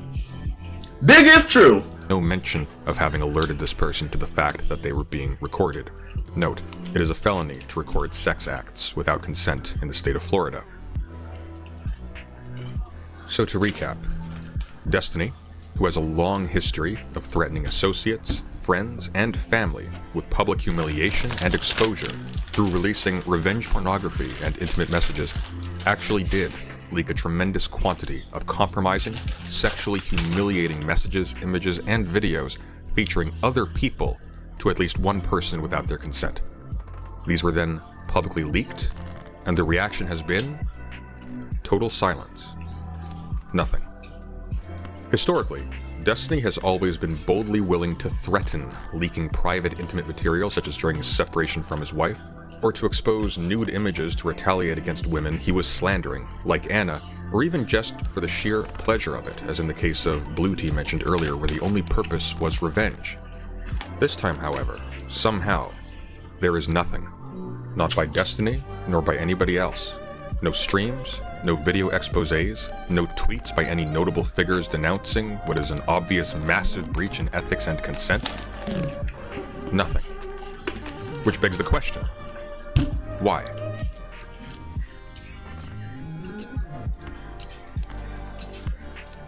Why is everyone being so silent about something that by all rights should be a massive sex and abuse scandal about one of online politics' biggest and most controversial figures? The simple answer is because Erudite is the one who's running the majority of the defense. And she's doing a really bad job of it, and she's doing it in DMs. Then fighting it with her return after settling in Florida. Dan is coming hot off the end of Hatred.tv, where he was mogging the entirety of Twitch staff and Twitch culture concerning the anti-Semitism squad of Hassan Piker and other associate figures. And in general, trying their damnedest to put pressure on them to respond to any of the things that they needed to be concerned about or worried about.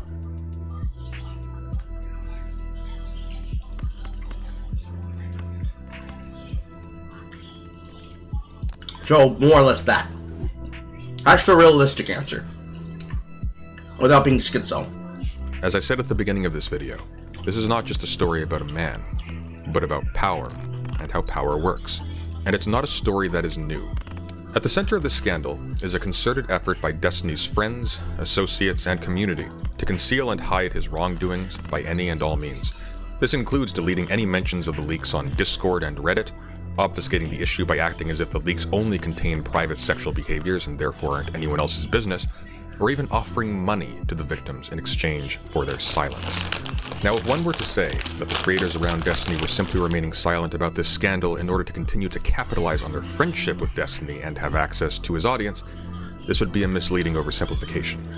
Some people are doing that for sure, and some people in fact are even going out of their way to run interference to protect Destiny from the consequences of his actions. But this is not a story about the nefarious deeds of evil men and women, but about power. And it turns out that in fact a lot of people are simply afraid. Afraid of what they have a moral right or a public sanction to say given the sensitive nature of these leaks, and afraid of the retribution of Destiny and those in his audience if they say something that angers him. A very large creator in YouTube commentary called Nicholas DeOrio, disgusted at the obvious sexual abuse and public coercion he was witnessing coming from Destiny and his defenders, and frustrated by the fact that people were beginning to lump him in with the others who were actively covering for Destiny, reached out to me directly to clarify why he was not being more vocal. He told me that, due to the sensitive nature of the material, despite being very confident about Destiny's guilt, he was very conflicted about coming forward against Destiny on behalf of the victims in this story without them voluntarily coming forward first. This was for two reasons. First, Destiny has a history of persuading his victims to come to his defense during a scandal. This happened once when a creator called Mr. Girl infamously attempted to accuse Destiny of lying about his relationship with Anna Voir. And in response, Destiny produced recent DMs between himself and Anna in which he got her to say that her own quoted claims against Destiny were false. And here it is notable that the fact that these DMs were between the alleged abuser and his victim did not seem to affect their credibility in the eyes of his audience. And second, because of Destiny's ability to use his hold over his massive audience to deal serious reputational and financial damage to people who he feels have slighted him. Nicholas refers explicitly here to the reputational damage Destiny inflicted on another commentary YouTuber called Chudlogic when he was approached by Destiny's now ex-wife Melina to give her side of the story about the Lauren Southern affair. So, I mean, I've privately told everybody I'm completely distancing myself from this guy, waiting for this bomb to go off, but I don't want to be the one to fucking light it. But, I mean, I feel stupid. I sent Destiny, like, a message of support at the beginning of this, Really? like, about his dick getting leaked, not about this part of it. Like, oh, it's a shame that your dick got leaked or whatever, which I guess is still valid. I didn't realize. This was what I was talking about earlier when I said Nicholas DeOrio had this conversation with President Sunday. So it's inside of his video. That's how bad it was initially. I thought the big thing was the Lauren Southern leaks. I thought, oh, he's got sex tapes. Okay, surprise, surprise. Well, in the back of my head, I was thinking, why would all these people consent to their fucking nudes being exchanged? Well, the answer why is would they that wouldn't. even happen? They would absolutely not. They absolutely wouldn't. Yeah. And it's like, and I haven't really been able to talk about this with anybody because I'm not like a fucking, it's a huge risk to even discuss it because this guy's got such a chokehold over his community. But I legitimately think if it ever comes up, I absolutely think that's career ending, and I don't think that could be defended. And if it can be defended by his community, it would fucking completely destroy. I mean, yeah, his reputation's in the toilet. It could be lower. It could be. It's also it's in the toilet with people who care to know. Yeah, no, I think this is a viral everyone story. Video, like community-wide story if this cover-up ever comes out.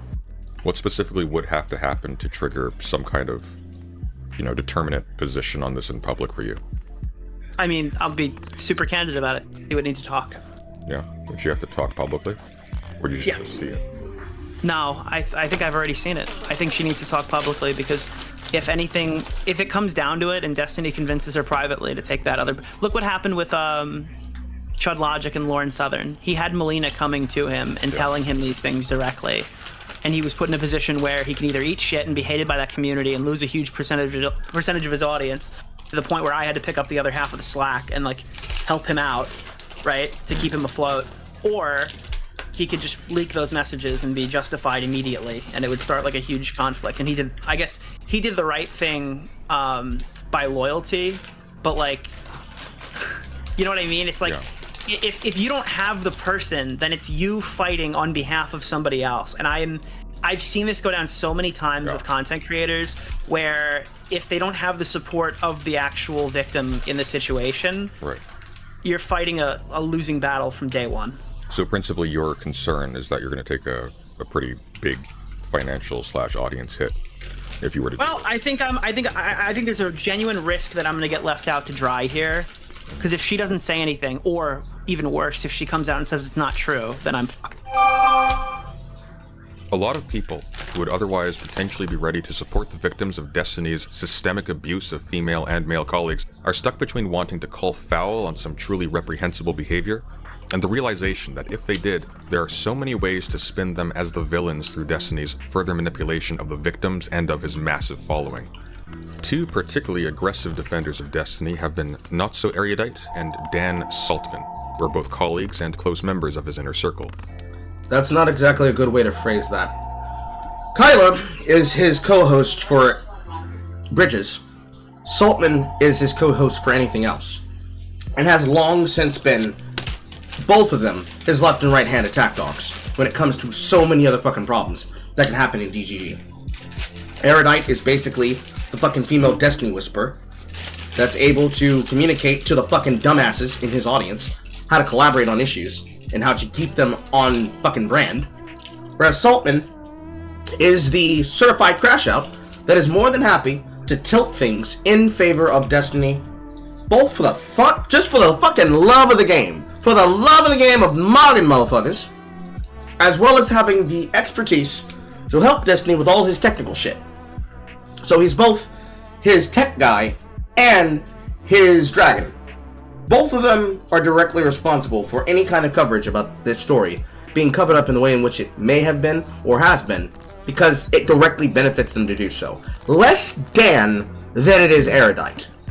If you had to ask me who's more responsible for glazing, who's more at fault for whatever the fuck happens next concerning the shit that they're involved with, I would have to tell you that it's probably going to be Erudite. She's the one who has the most to lose. But if she gets thrown overboard, it's a wrap for her. Both have gone out of their way either to dissuade attempts to bring up the issue of Destiny's non-consensual sharing of intimate material of other people publicly, or to directly discourage his victims from speaking out or taking legal action. A major consequence of Destiny's silence and the silence of the people around him on this issue is that all of the negative consequences for these leaks have been borne by the victims, who are still being publicly shamed and harassed as I speak. However, faux concern for their well-being and their wishes to remain as anonymous and private as possible has been used to shut down any discussion where Destiny might be held responsible for endangering them in the first place. The perverse result is that Destiny's crimes against these people are effectively being weaponized as their own defense against others who would call him out for them. For example, when one community member known as Fairy Queen questioned Not So Erudite's continued association with Destiny, given the revelation that he had been sharing porn of people he streams with without their consent, and given Not So Erudite's own avowals of being a mental health expert and a feminist, Not So Erudite claimed that she was in communication with the victims behind the scenes and that they didn't want any additional attention. And so therefore, Not So Erudite was actually doing the moral thing by not holding Destiny accountable for victimizing them in the first place and for personally continuing to profit from the reputation of Destiny by whom she was employed. When pressed on this, Not So Erudite promptly terminated the conversation. But it turns out that Not So Erudite was telling the truth when she said she was communicating on behalf of the victims, because as it turns out, she was from very early on the primary middleman negotiating the price of their silence. Enter Pixie. Pixie is a tiny streamer who, like Destiny's wife Melina, was visually identifiable in the leaks. Pixie had been working closely with Destiny since she turned 20 years old in 2019, and in addition to appearing on stream together regularly, Destiny also got her involved in paid positions organizing for canvassing projects, like with Progressive Victory, who he partnered with in 2024, and she would accompany him multiple times to large podcast appearances such as the Whatever podcast, which he would pay for her to be flown out to. Pixie had, for a very long time, repeatedly tried to present herself as an example of a woman who could succeed as a part of Destiny's orbit, without being a member of his oft-rumored harem of women who offer him sexual favors in exchange for exposure and stream time.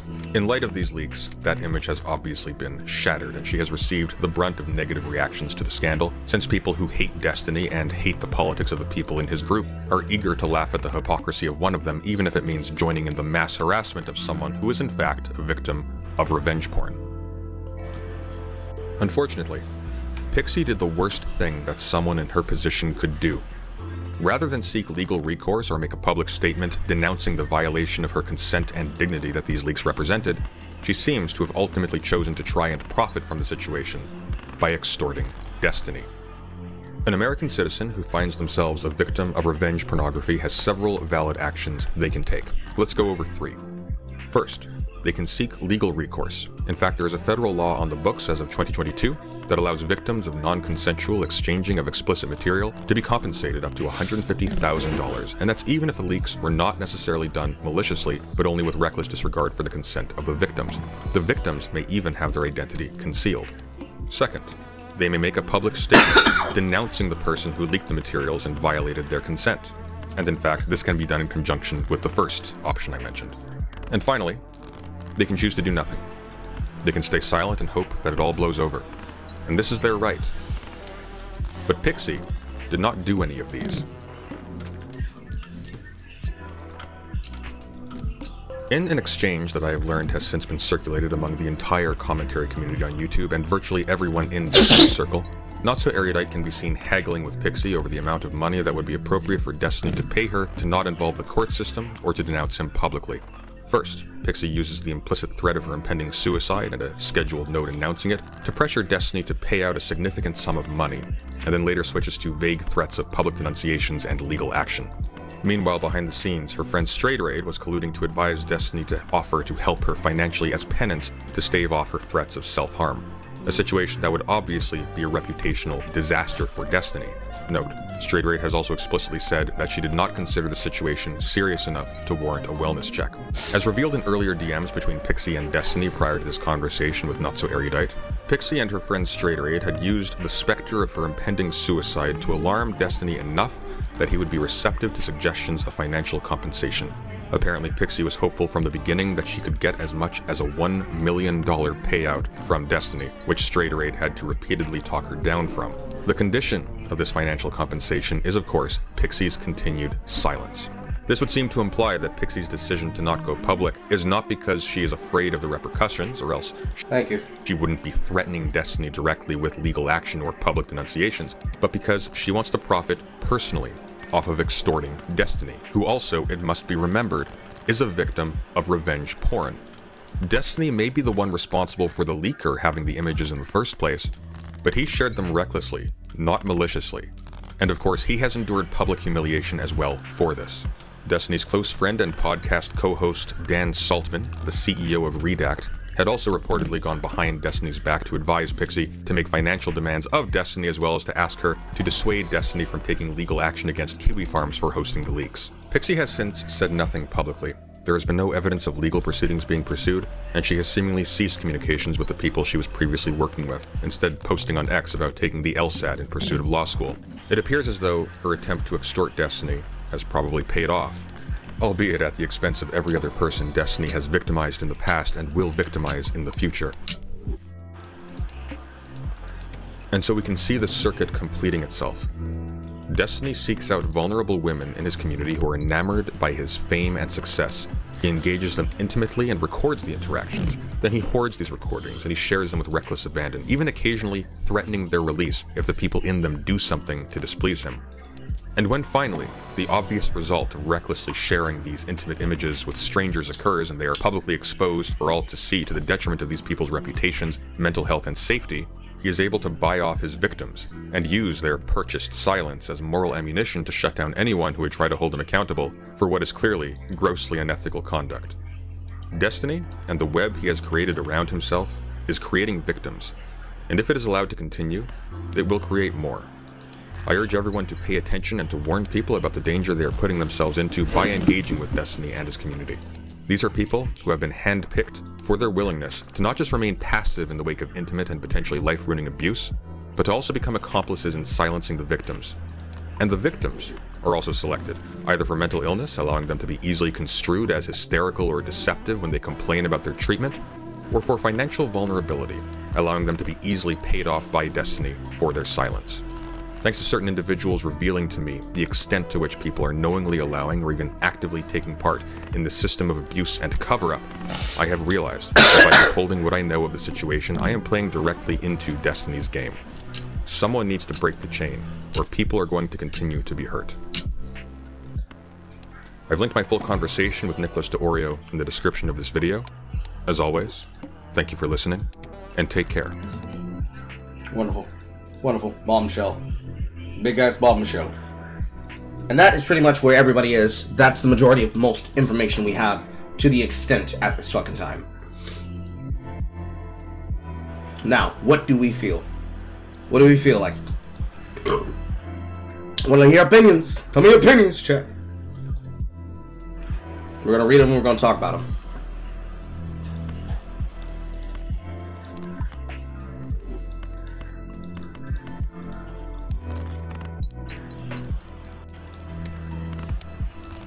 You know, I am struggling and dying on my fucking ass with this black deck. Gold 16 to be a nightmare.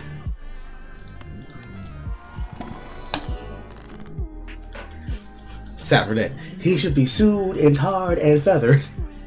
Disgusted and angered. Well, the sued is already happening. Tarred and feathered, his entire audience is turning against him. I take you back.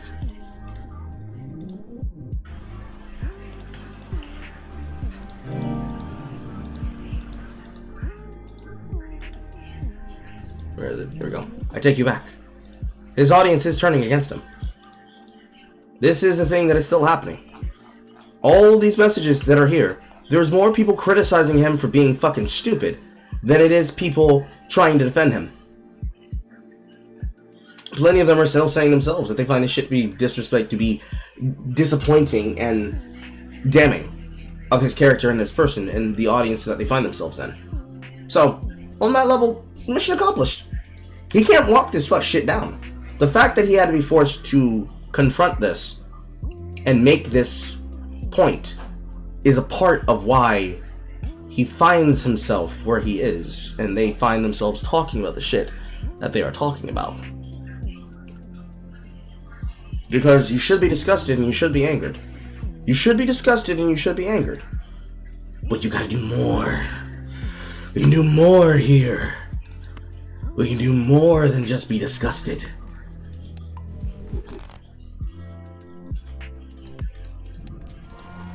Come on, give me some mouse.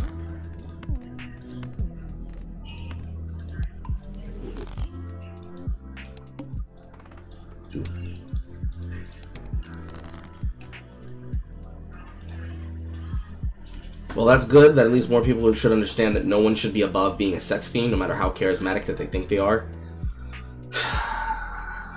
A lot of what has allowed Destiny to go forward and be able to get out of his problems is the fact that charisma was that factor that led him to be able to talk himself out of a circle.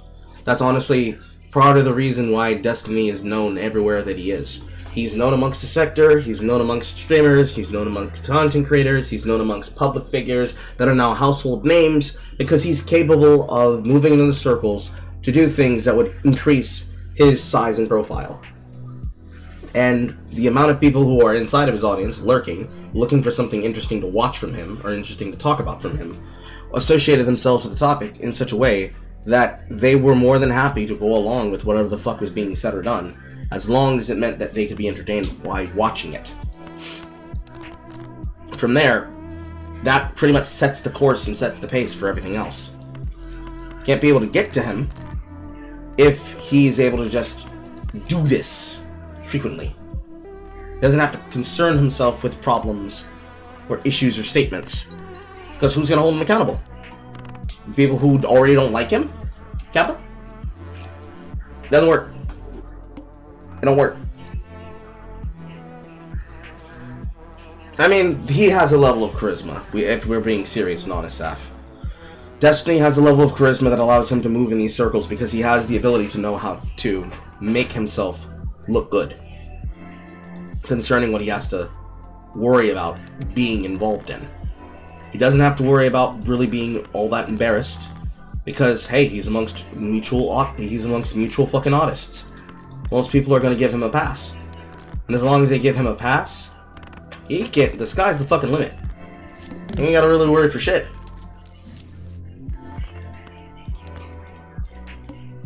Skip. We all know that Disney's truly cooked once this ends up on his Wikipedia page. Good question. Let's check and see if it's already there.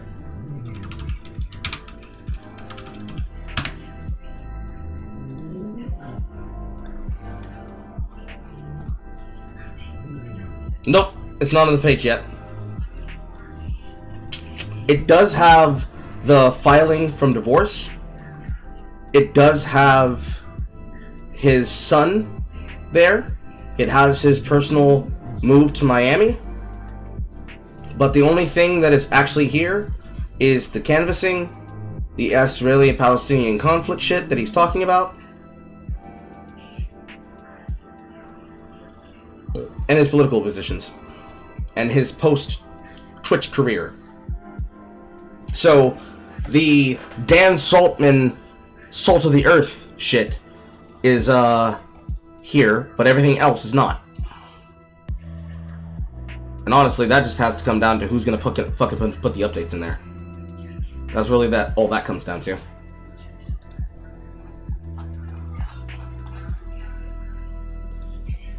For me, I'm gonna keep making sure that my standard for what is the background of that is that we will know that this is truly bad for him when he can't escape this no matter where he goes.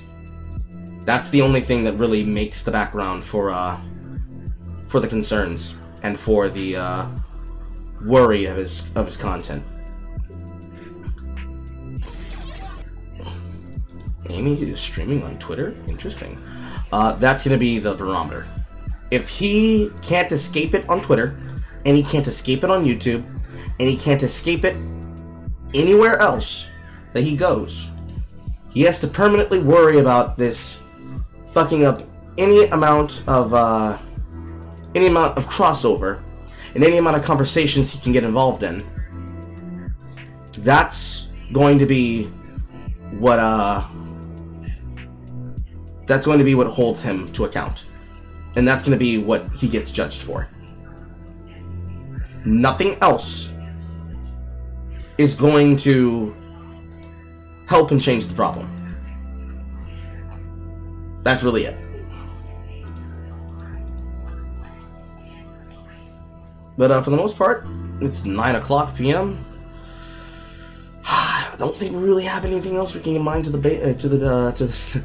basis of this. I've already posted the link up here. I'm gonna repost the Reddit post inside of Podcast Ideas with Destiny shit explodes. Nope, already did. And you can really learn from there. There's not really much we got to talk about now, folks. So I think we'll be signing off tonight. And I will see y'all motherfuckers in the morning. All new. On a new Carl at Home live.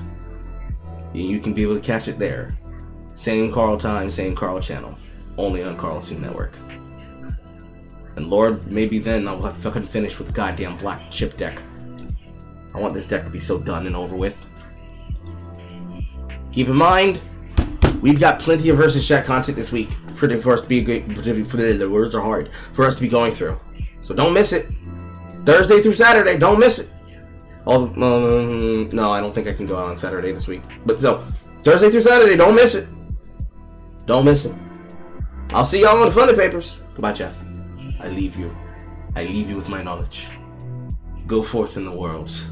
Go forth with my heart. Go forth with my heart. I can't believe motherfuckers thought this shit was a sea Kyle. Oh, that's so fucking hilarious.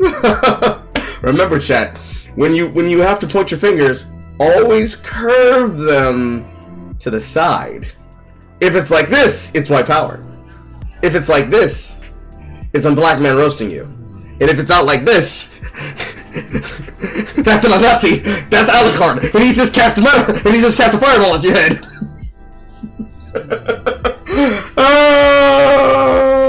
People are jokes. This life isn't serious. Goodbye. Lie. Goodbye.